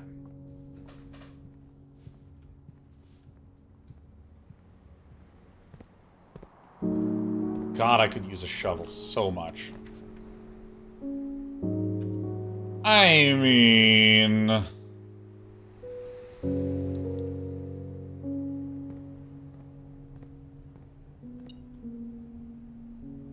Oh, come on.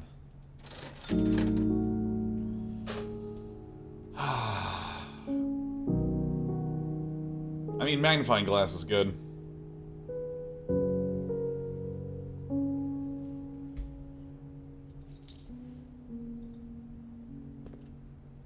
So now we'd be happy to find a dark room. Dude, this is like the 8th shovel I've seen. This is insane.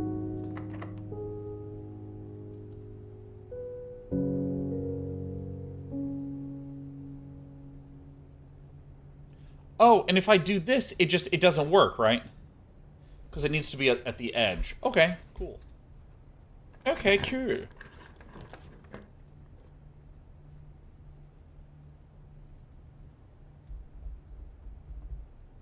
I'm going to do the bedroom. I'm going to not do the pool on this run.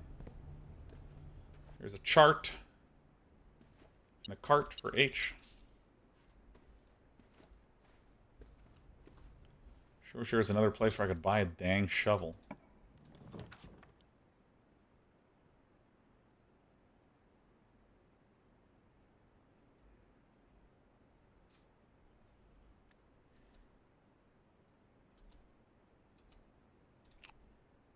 Eating a berry? What is this? Servants' quarters. Stage stag. Master bedroom.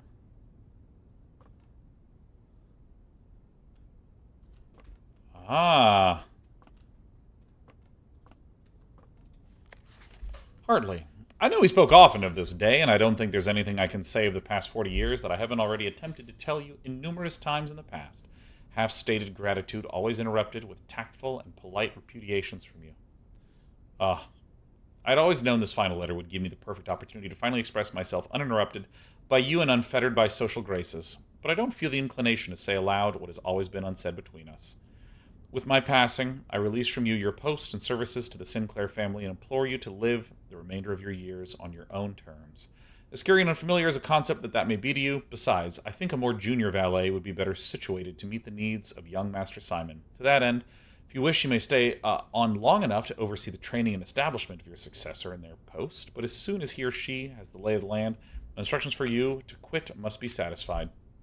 Ignoring what I imagine your objections might be after reading this, I've decided to leave the lake house in Trinsdale to you and your family. My lawyers have all the details of the gift and will be contacting you shortly about the particulars. For the past 4 decades, you have served willingly as the subject and victim to my many whims, games, and riddles.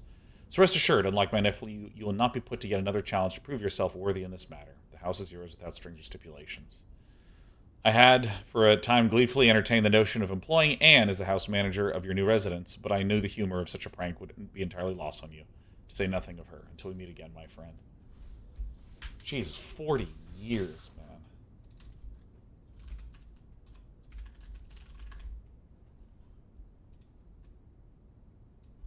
Hold on, I'm getting a message from a stranger.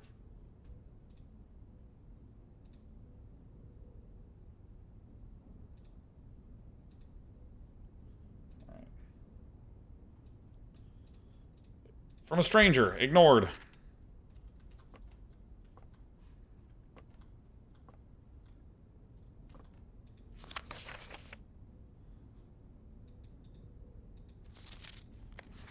I see.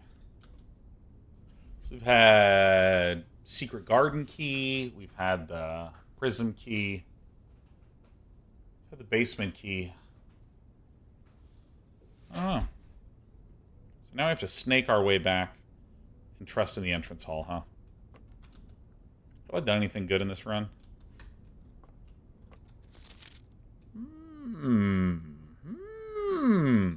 Darkroom is another one I'd be very keen to get.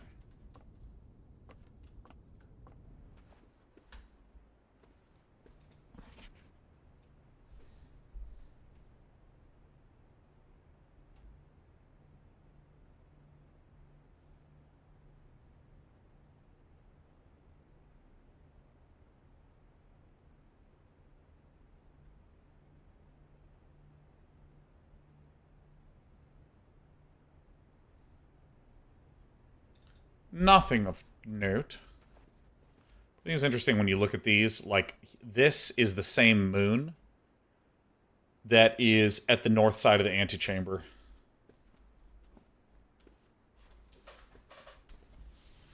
Do-do-do-do.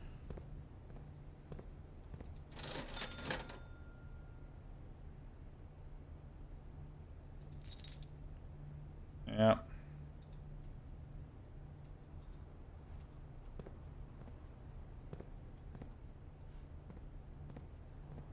God, I could use a shovel.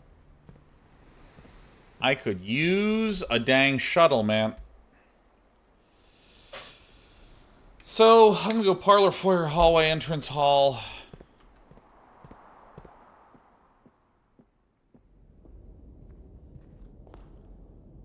Ariana.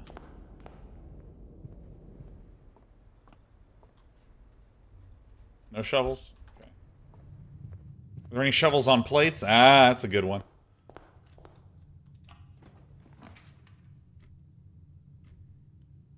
You're kidding.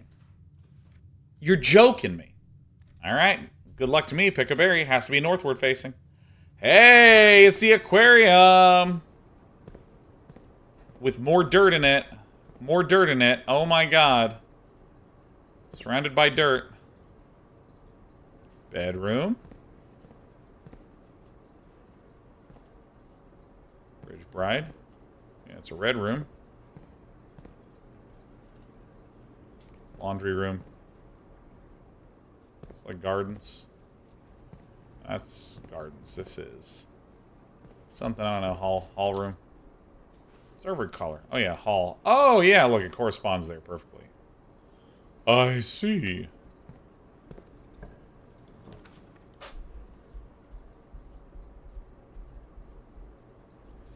I suppose I shall go into the boudoir. What do you think the odds of there being a shovel in the boudoir, huh?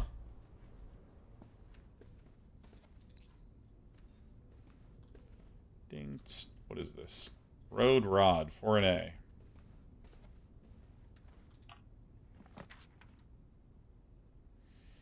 I really want to get in there, but this is certainly what I'm going to pick. Is the only thing that lets us keep going. By the way, if any of you like blueprints, you would also love Antichamber, the game. ANTI, Anti-Chamber. That's another 10 out of 10 game for me. Tie and tier.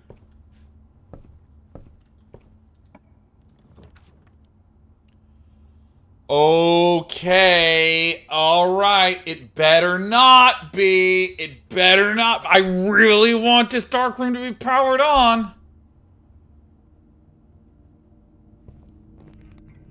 Oh.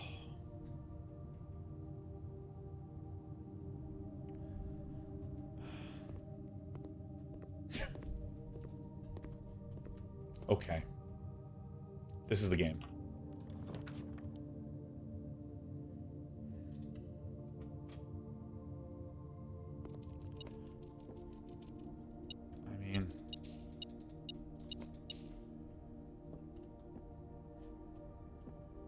Any trunks in here that can be busted open?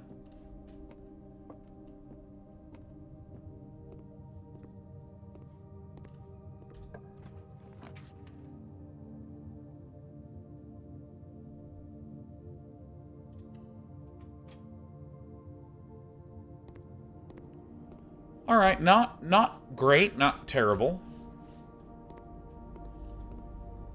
Any trunks?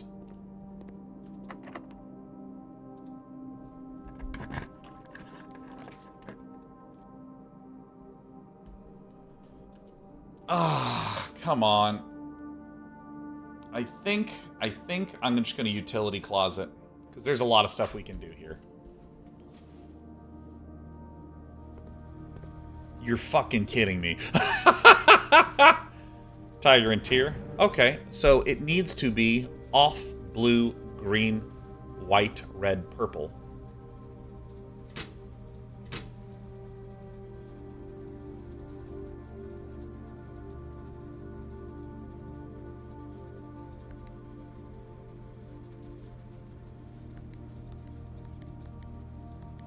You remember how this one works. Oh my god, dad memes. Dad memes. It is a thrill to see you. I'm trying to think of the best one to reference. Let's see here. Yeah, my wife and I, as you might know recently. Yeah, dad memes, yeah. Okay, so because we're late enough in this broadcast that if we upload this full VOD to YouTube, I won't get demonetized. You only get demonetized if you have curses at the start. So, the greatest sketch comedy show that has ever existed is called I Think You Should Leave. And it's on Netflix, and if you haven't seen it, you're gonna want to see it. Okay? It is the most quotable thing in my friend groups. We don't really come up with our own humor anymore. All the humor in the entire world is already in those episodes, and we just simply take from it and repeat it out loud. Yeah, her job is tables! Yeah, like, there's so many quotes. So, Dad Memes, who is, of course, a legendary, what's the right word? Like, I Think You Should Leave is like a lifestyle choice for Dad Memes 8705. And so I was talking about I think you should leave, and Dad Memes shared a quote very similar to the one that he shared right now. Now, this is from the show, okay? The quote is, do any of these little fuckers ever pop out of the fucking wall and say, fuck, there's a horse cock in my room, or a donkey dick? Question mark. And Dad Memes typed that in my chat, and one of our mods banned him. And I was like, Ghost Star, don't ban him. We're talking to each other here. Like, clearly you're missing some context here, Ghost Stalker. Like, you should just at least listen to what I'm saying and stop banning my friends. So, yeah, Dad Memes, a warm shout out for the 5 gifted subs. It's good to see you. Every time you're here, I think fondly of that moment. Still, it's good, but still not quite as good as the time when Ghost Stalker banned Roberta Williams. It was an important day in my life.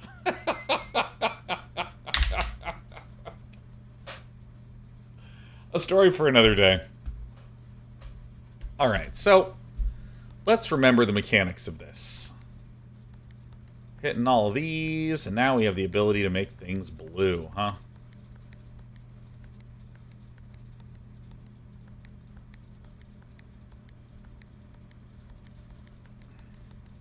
So now we have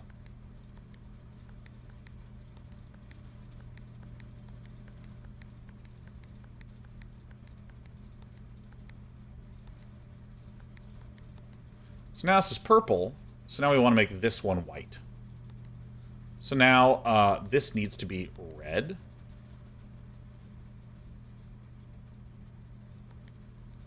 I see.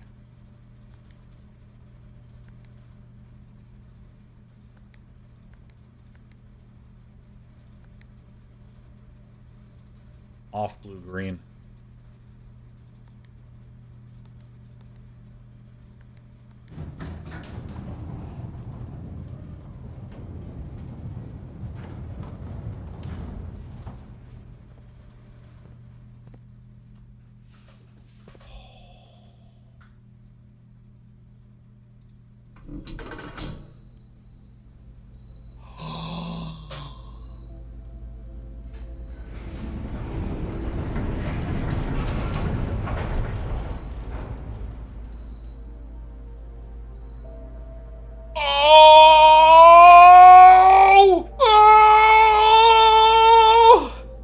I'm about to come flying out of a wall, Dad Memes.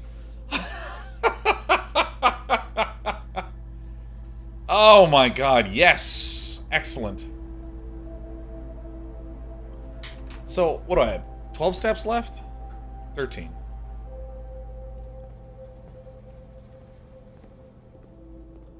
So, we're going there. So, we should just spend all of our stuff.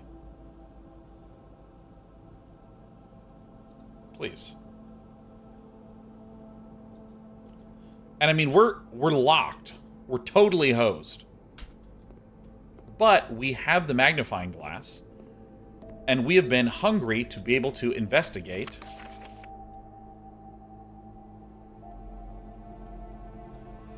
Oh my god! It's 11:28! And it's gonna go on that lock right there. Oh my god, let's look at his awesome mustache. Oh, it's my new Steam profile photograph. Oh, I'm gonna put this on Tinder.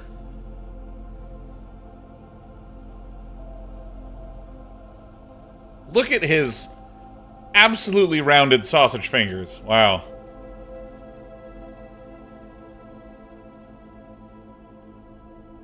Got me, I don't know what's going on here.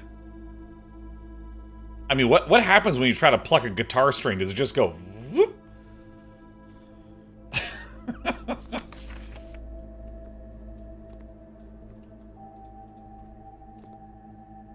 Coat for an A.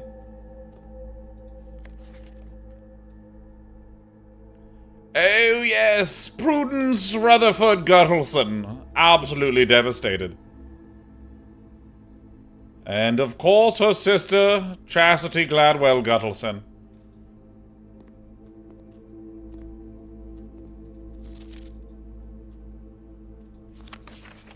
Actually, let me just see if there's some nonsense in here.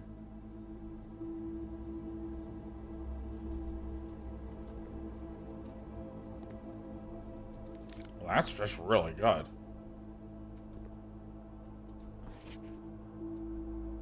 Loving it.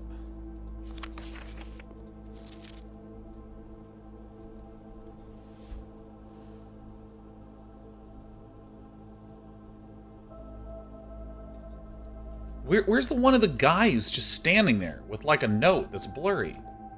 This guy.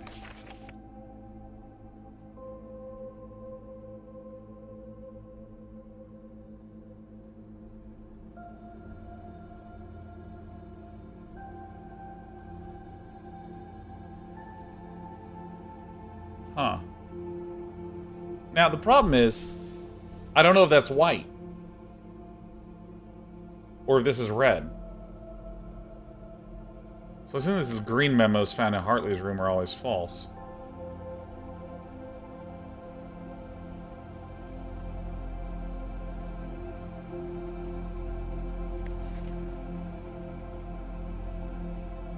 Wow.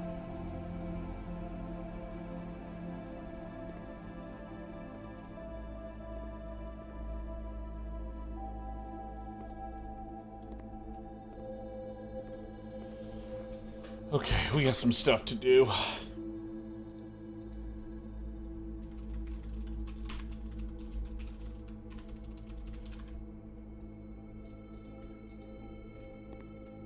Okay. So, I'm just going out.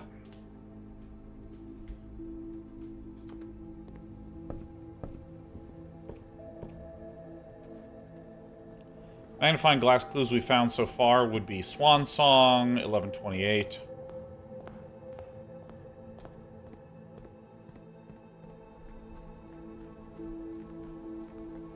Trying to think of anything else. I don't think so.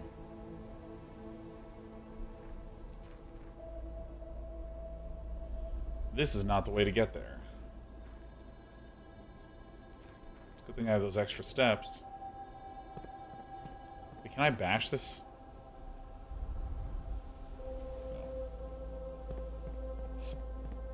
This is not the way.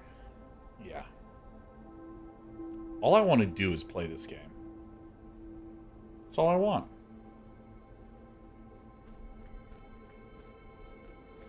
We need to check something. So we kept the microchip with us. Does it return? It does return. Excellent. Superb.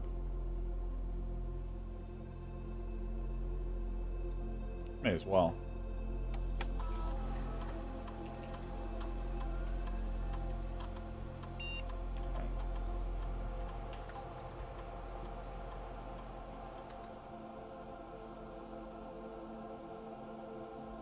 This is the best game ever. I don't think I've been this happy playing a game since Elden Ring.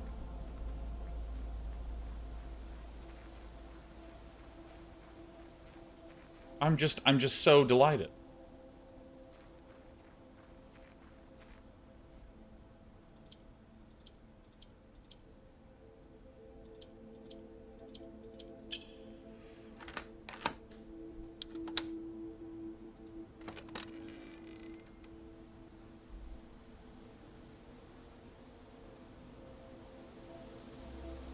What?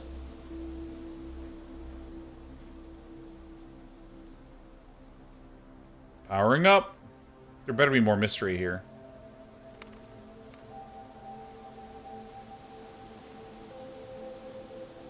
Oh my god. What?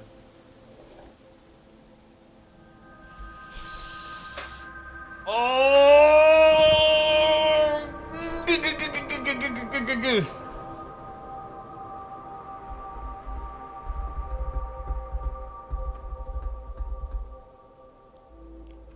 All right.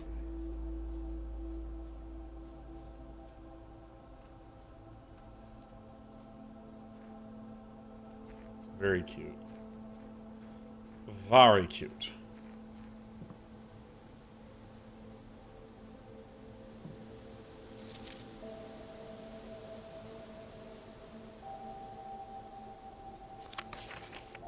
When I first came to the estate in the capacity of the new groundskeeper, I was a little dismayed to find that my predecessor had kept no notes, no logbook, and no record of any kind regarding the various gardens and green rooms of the house under his care. I must have been the past greenkeeper. As a result of this improvidence, in the first few months of my post, I suffered a number of embarrassing professional blunders that I believe could have been avoided with even a few scraps of imparting wisdom from the previous groundsman. To that end, I will make an effort to make some record of my dealings on the estate, inasmuch as it pertains to horticulture and general tomfoolery. Robert Nogula. Among my many commissioned duties, I have been tasked with the conservation and oversight of Mount Holly's alluring grounds. My domain stretches from gate to gate and encompasses the apple orchard, entrance drive, and east yard. Fortunately for my workload, the maintenance of the west grounds has not been a priority since Lady Epson's death, the ensuing closure of the west wing. Nevertheless, I take some pride in my work, so I still endeavor to brush my west path weekly, even if none but myself take notice. In addition to maintaining the grounds, there are 8 green rooms in the house that require some level of upkeep and light groundskeeping. The majority of these, I discovered, are only draftable on the perimeter of the house, along the east and west wings. The terrace, patio, veranda, morning room, greenhouse, and secret garden all fall within this category.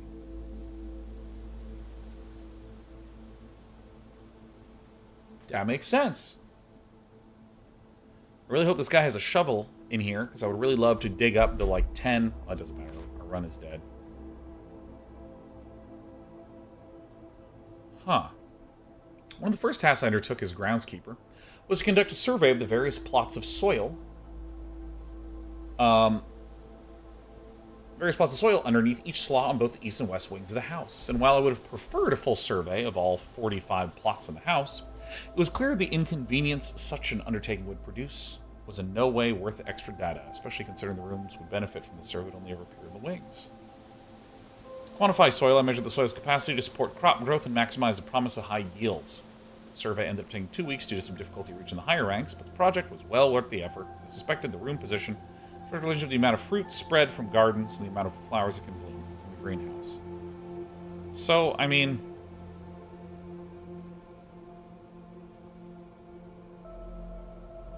load that into the brain.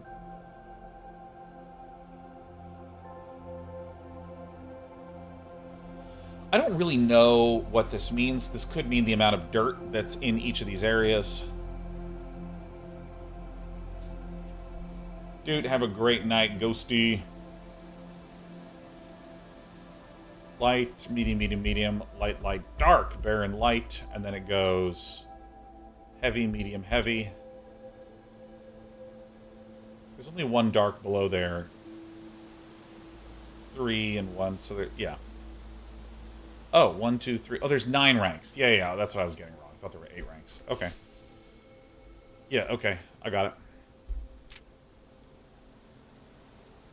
A few years ago, the Baron made a long overdue decision to switch from gas lighting to electrical power. The installation of the new system was a substantial undertaking, as almost every room in the house had to be equipped with the new fixtures and wiring. Thankfully, these renovations did not extend beyond the mansion's interior, and all the lamps and equipment used outside of the house are still connected and powered by gas line, including but not limited to the orchard's smudge pots. Smudge pots found among the apple orchards, or the apple trees here in the orchard, are a critical necessity thanks to cold temperatures and high altitude of the estate. These gas-burning stack heaters prevent frost and should be kept on during the winter months to ensure daily yield of apples. When the smudge pots are not in use, the orchard's gas line should be turned off to conserve resources for the estate's other gas-powered shit. A few months of idleness, I finally have a new cause to champion, and I've submitted a request for a change of scenery. Specifically, I would like to replace the statue of Orinda, currently in the cloister, with the much more appropriate angel Rinna. After all, as beautiful as the statue is, shouldn't the greenery of Mount Holly be governed by the paragon of gardening? Though amused, I do not think Anne took the request too seriously. She did humor me and listen to me rave and pontificate on the subject for the better part of our lunch yesterday. And she wonders why I avoid tending the cloister. Truth be told, I've forgotten how to access the inner Garth. The inner Garth? And I'm too scared of chastisement to probe for the particulars for a third time? Garth is a word?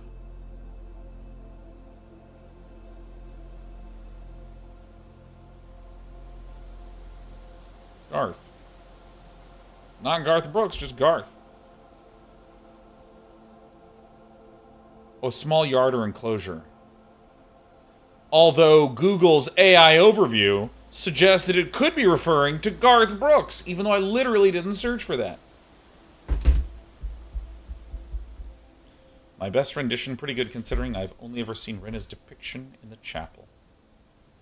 Oh, that's Rinna.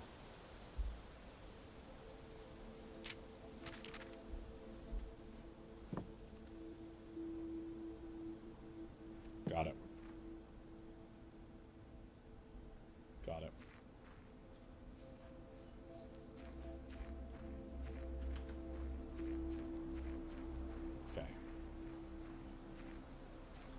Ugh. Okay, we're going to slow down. Got what? The image in my head of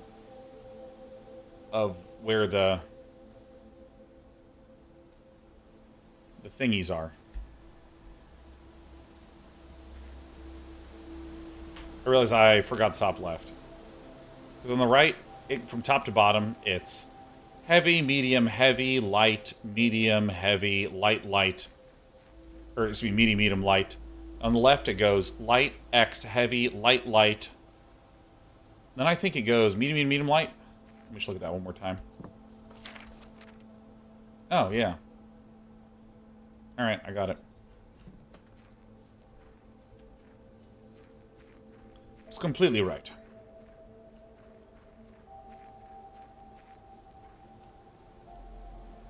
Okay, now we gotta slow down.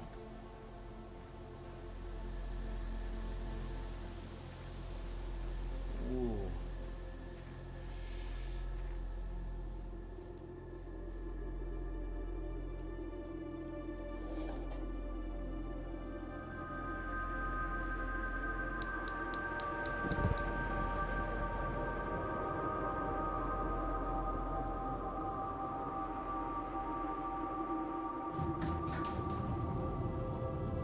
I knew it was an elevator. I knew it! Or maybe it isn't. Is it an elevator? It looks elevator-y. Oh my god!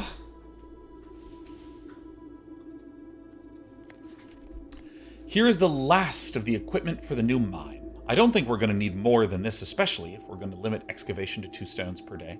I was told by the engineer that getting greedier than that might risk the structural integrity of the cave walls, so I suppose we'll have to adhere to this expert opinion, at least for now.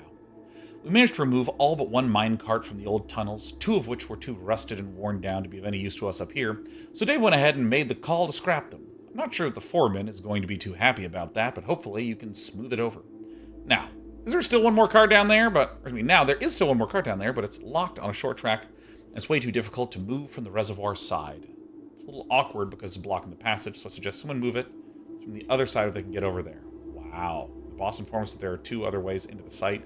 From that side, we think we're going to leave that for someone else to finish up if the old man really wants it done. Oh my god. I'm starting to wiggle. I'm starting to genuinely think that the way that this game is going to work is that slowly I'm going to eventually do what I hoped and predicted. I'm hoping that what happens is that it starts to open up more and more and more, and we actually go to the entire countryside that was on that map. That would be so sick. Blueprints next week? Yeah, are you kidding me? You joking me? That's all I'm doing next week. And then I am not streaming for a month. More like 3 weeks. Where is this? It's over here. I always mess this up. Look at that beautiful elevator. Dear God, why?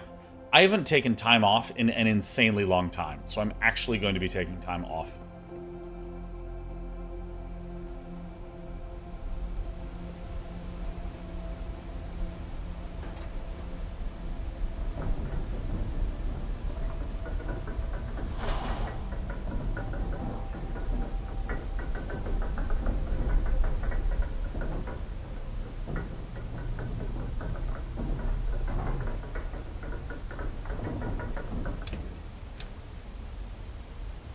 Oh my god.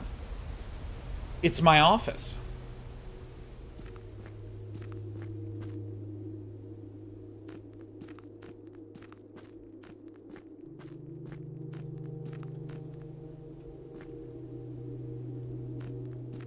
Oh, I thought it was a cat. Foreman's log number 3. As our client Thomas Sinclair suspected, the arches that were visible from the south cliff were part of a much longer arcade carved into the rock face.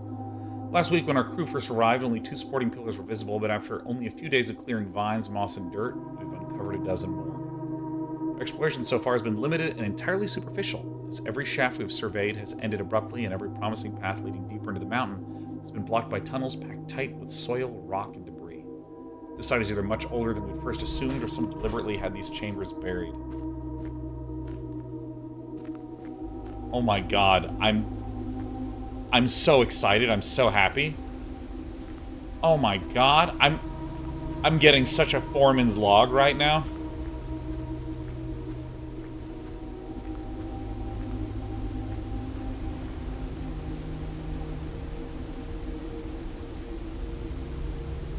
I mean, this is turning into Dark Souls.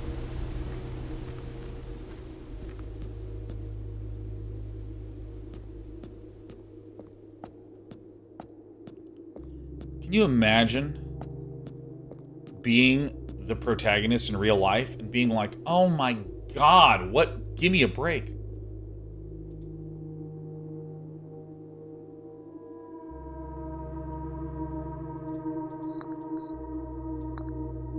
I see. Now, there is 2 ways that I could interpret this. One is, there is a classic kind of puzzle where you place pieces on a board such that no piece threatens any other piece, but I think that that would be insanely trivially easy to do. What I think this corresponds to is there are chess pieces that are all around the house, and there are some things that we see that are invariants. Every time we go to the house, let me exit this.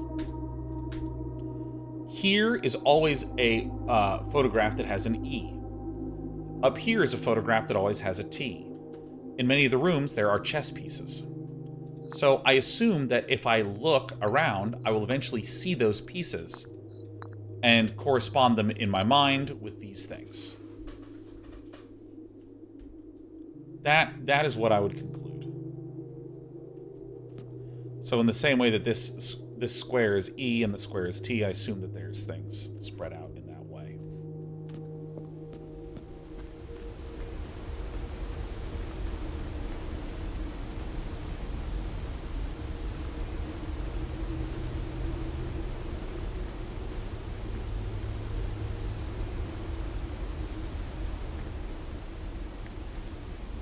Foreman's copy do not move from sight. Realms and sigils of the past and purr.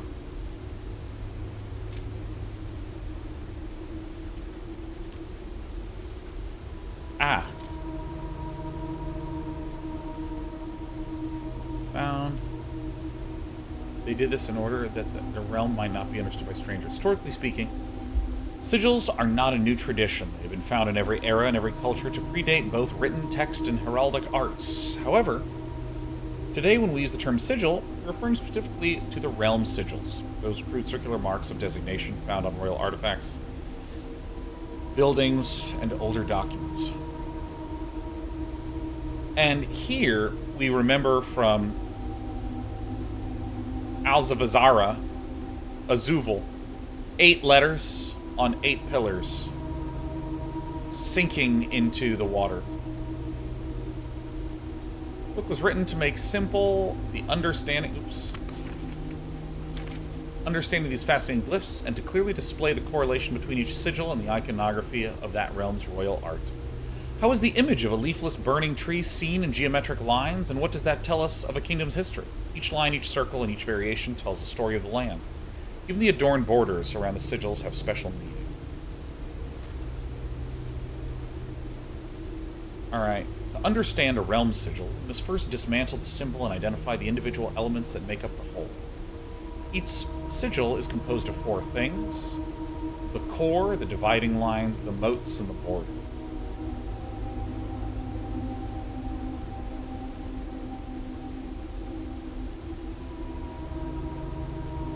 Okay. The core.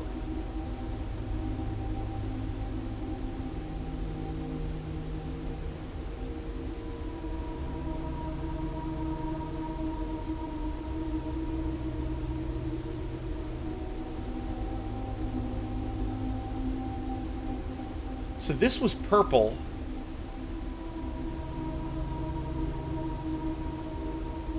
I can't remember if this was yellow or this was orange or vice versa.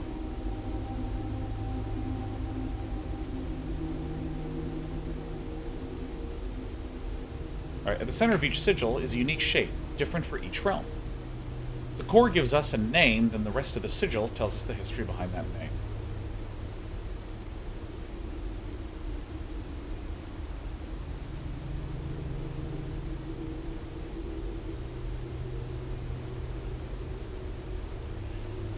In the image, in the classroom, this was the flag in the bottom middle, this was the flag in the top right, this was the flag in the top left. This was purple.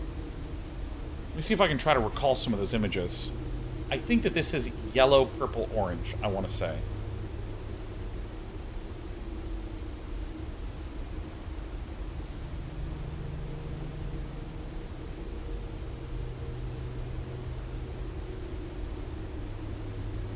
The center of each sigil is a unique shape, different for each realm. If the core gives us a name, the rest of the sigil tells us the history behind that name. Still, it is important to be able to identify and distinguish the core as a first step in deciphering any sigil, as all other parts are meaningless. We don't first know the place we are describing. Ah yes, Opheka.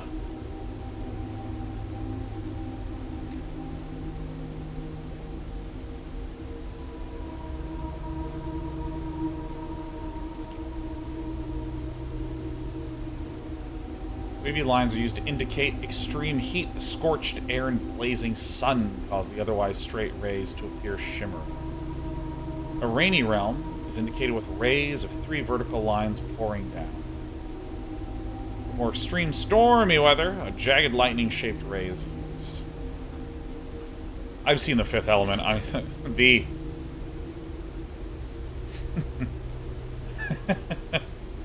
The beads are in the kinky realm, actually. A ray dotted with falling circles is used for colder realms. Okay, Snow, sure. I'm sorry. Maybe I'm just using my judgment. Windy weather is displayed on sigils by the use of bent curved lines.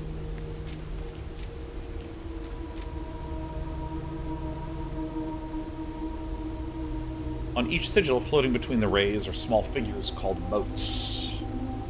The shape and style of the motes used on a sigil, we can tell the type of society a given realm proclaimed.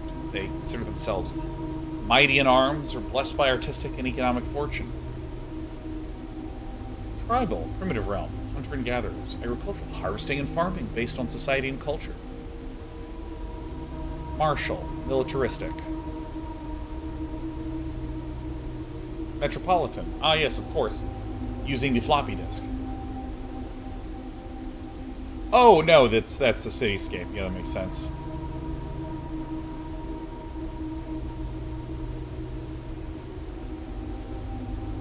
Academic. Center for Knowledge, advanced in various scholarly pursuits. These realms are home to many schools, universities, and libraries. Industrial. Engineering-driven culture with a focus on manufacturing, invention, and production. These are the Factorio players. I see Spiritual because it looks like a pizza. I will remember that. Elevated reverence for nature, animals, and the forces that guide us. Poetic, strong focus on the advancement of the arts, writing, music, and language. So, let's see. Tribal is the star. Agricultural is the seed-looking thing. Martial is a W, which is annoying me.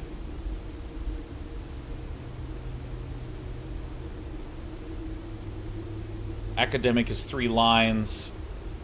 Cityscape, 1, 2, 3, 4, 5. Which one am I missing? Academic is the cityscape. Industrial is the square with the dot. Spiritual is pizza. Flowers, poetic. What am I missing? Oh, I got them all. Oh, okay. I thought I was missing one. Okay. Around each sigil is an adorned edge, serving as a container for the information within. There are 8 different borders, each one corresponding to a different color. The borders always correspond to the banner and national colors of that specific one.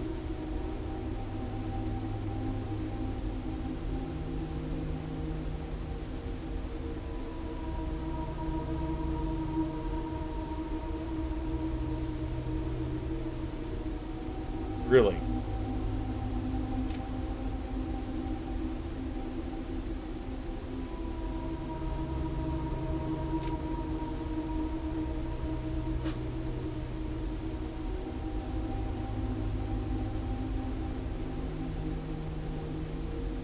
Interesting.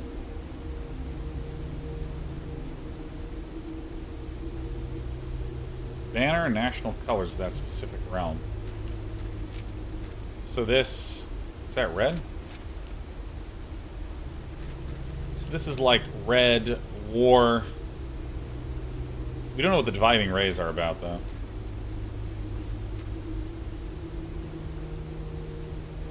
Is it like rainy? I don't get what these dividers are.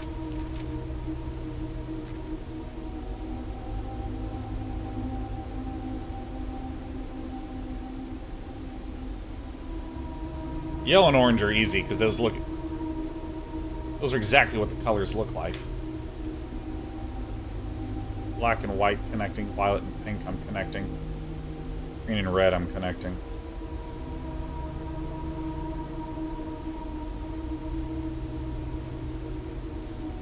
Altogether, 7 cores, rays, motes, and more sigils. You should now be able to.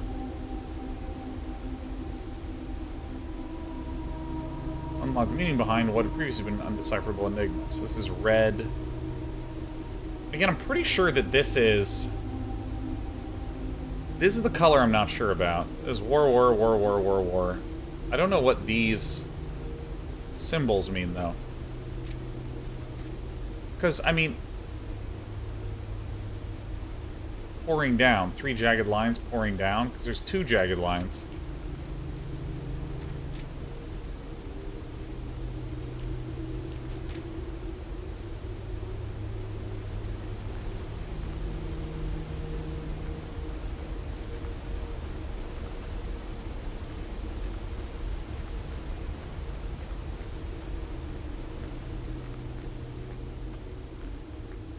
I know what we're going to do with the rest of our time.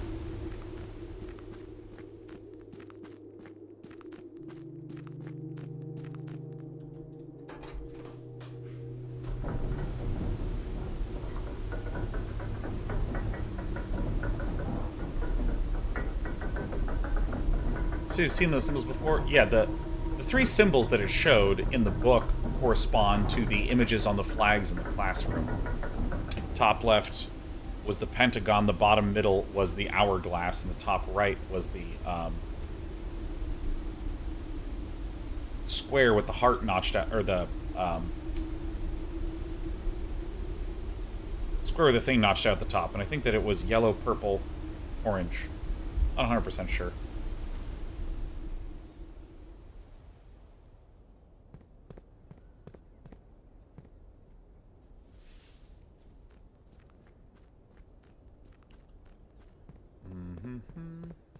So, I believe that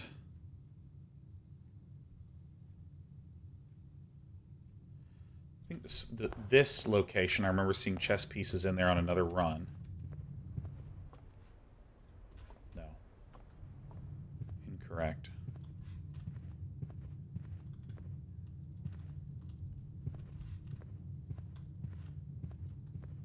It was either here or here, I remember seeing it.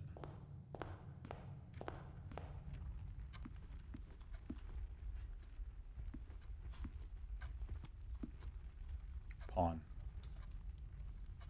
This is where the pawn goes.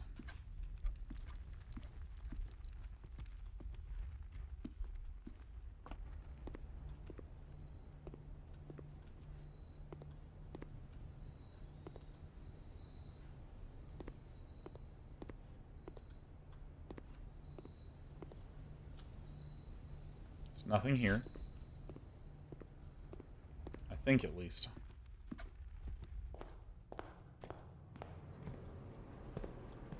Would there be a chess piece floating in the aquarium?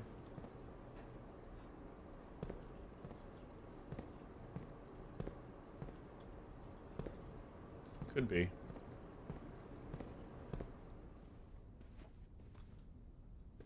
It's a lamp. What a game. We're stopping there. let me lock into my brain. The star-shaped thing is war, and then down here is agricultural. It looks like a little P, and then up here, or not, it's not war, it's tribal. It's like a little star thing, and then it's agricultural is the P, and then up in the top of the page it has the W shape for Marshall, the floppy disk sign for metropolitan, then the 3 hashes for academic, the square and the dot for industrial, pizza for spiritual, and the flower for poetic. Okay. Okay.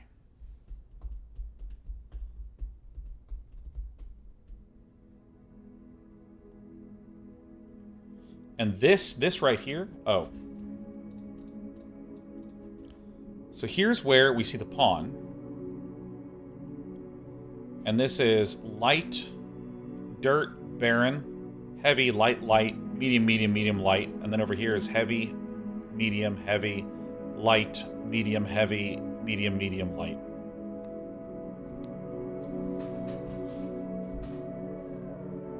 And I can tell you the letters, but I've been saying them all day. Oh my god, that's so satisfying. I'm gonna go eat.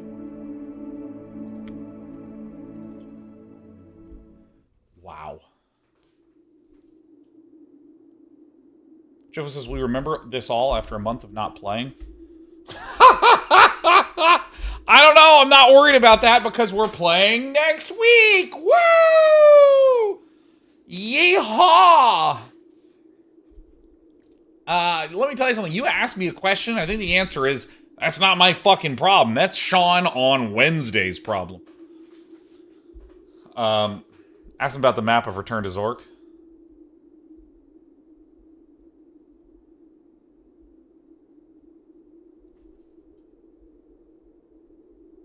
One of them I'm doubtful of. The other one I feel like I vaguely remember, yeah. Let me see if I can do that. Let me see if I can do that. In Return to Zork, there was a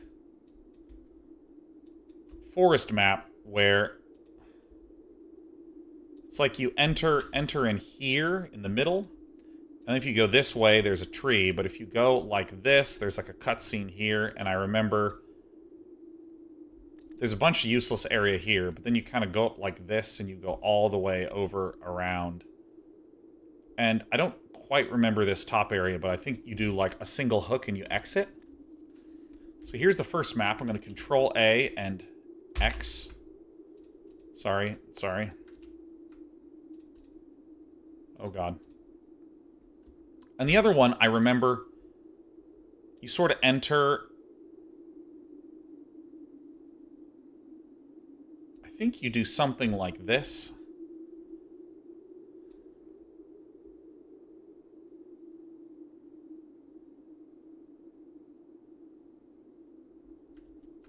I think you actually go back like this.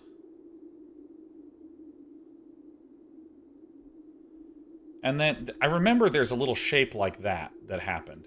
That doesn't feel right, though.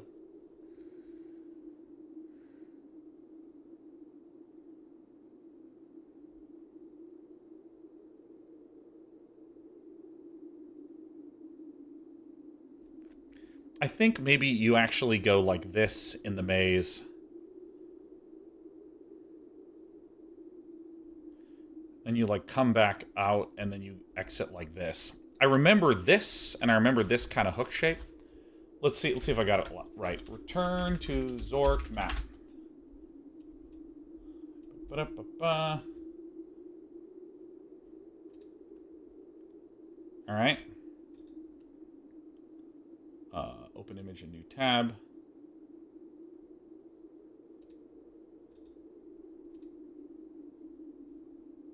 Get me out of here.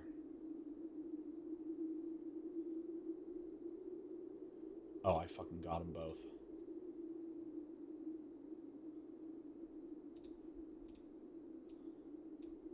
So here is...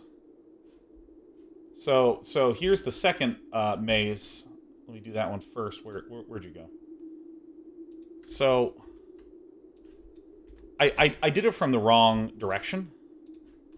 So you'll see that you enter, and then you wiggle your way down, and then you hook around like that. in my brain, I just rotated 360 degrees. See it? Like, go down like this and then enter. I didn't get the exact of the start of it being 2 cells right, but I remember that. And then there's... Which mage is this? This is the maze in Return to Zork, where your vision gets darker and darker and darker unless you bring a thermos of milk. And the other map, which is this one, I know that this is going to look very suspect, but hear me out. So yeah, you enter in here, and if you go 2 to the right, that's the... this is where this weird tree is. So you see, that's where I drew that. And then here's the cutscene, right? So, yeah, so you go up, and there's the cutscene. And then I remember that this is all garbage. But then you kind of work your way up to here, which is like this area. And then you go all the way to the right. All the way to the right, and you have to go down and up. So down and up. And then I remember that there was a weird little hooky thing, and then you wiggled your way in. Weird little hooky thing, and you wiggle your way in. Yeah! And let me see. When was this? Here's the real question. When did that happen? Return to Zork Day9 TV. Okay, that was 8 years ago. When you're stuck and lost in a game, your brain just makes a note. Oh my god, look at my advertisements. Who does this... What does YouTube think I am? Look, we were just all such sweet babies. I had so much hair back then. But the thing is, I might have had hair back then, but as I've aged, I learned that I stored all my weakness in my hair. So that's why I'm able to play through blueprints with no notes. See you next week.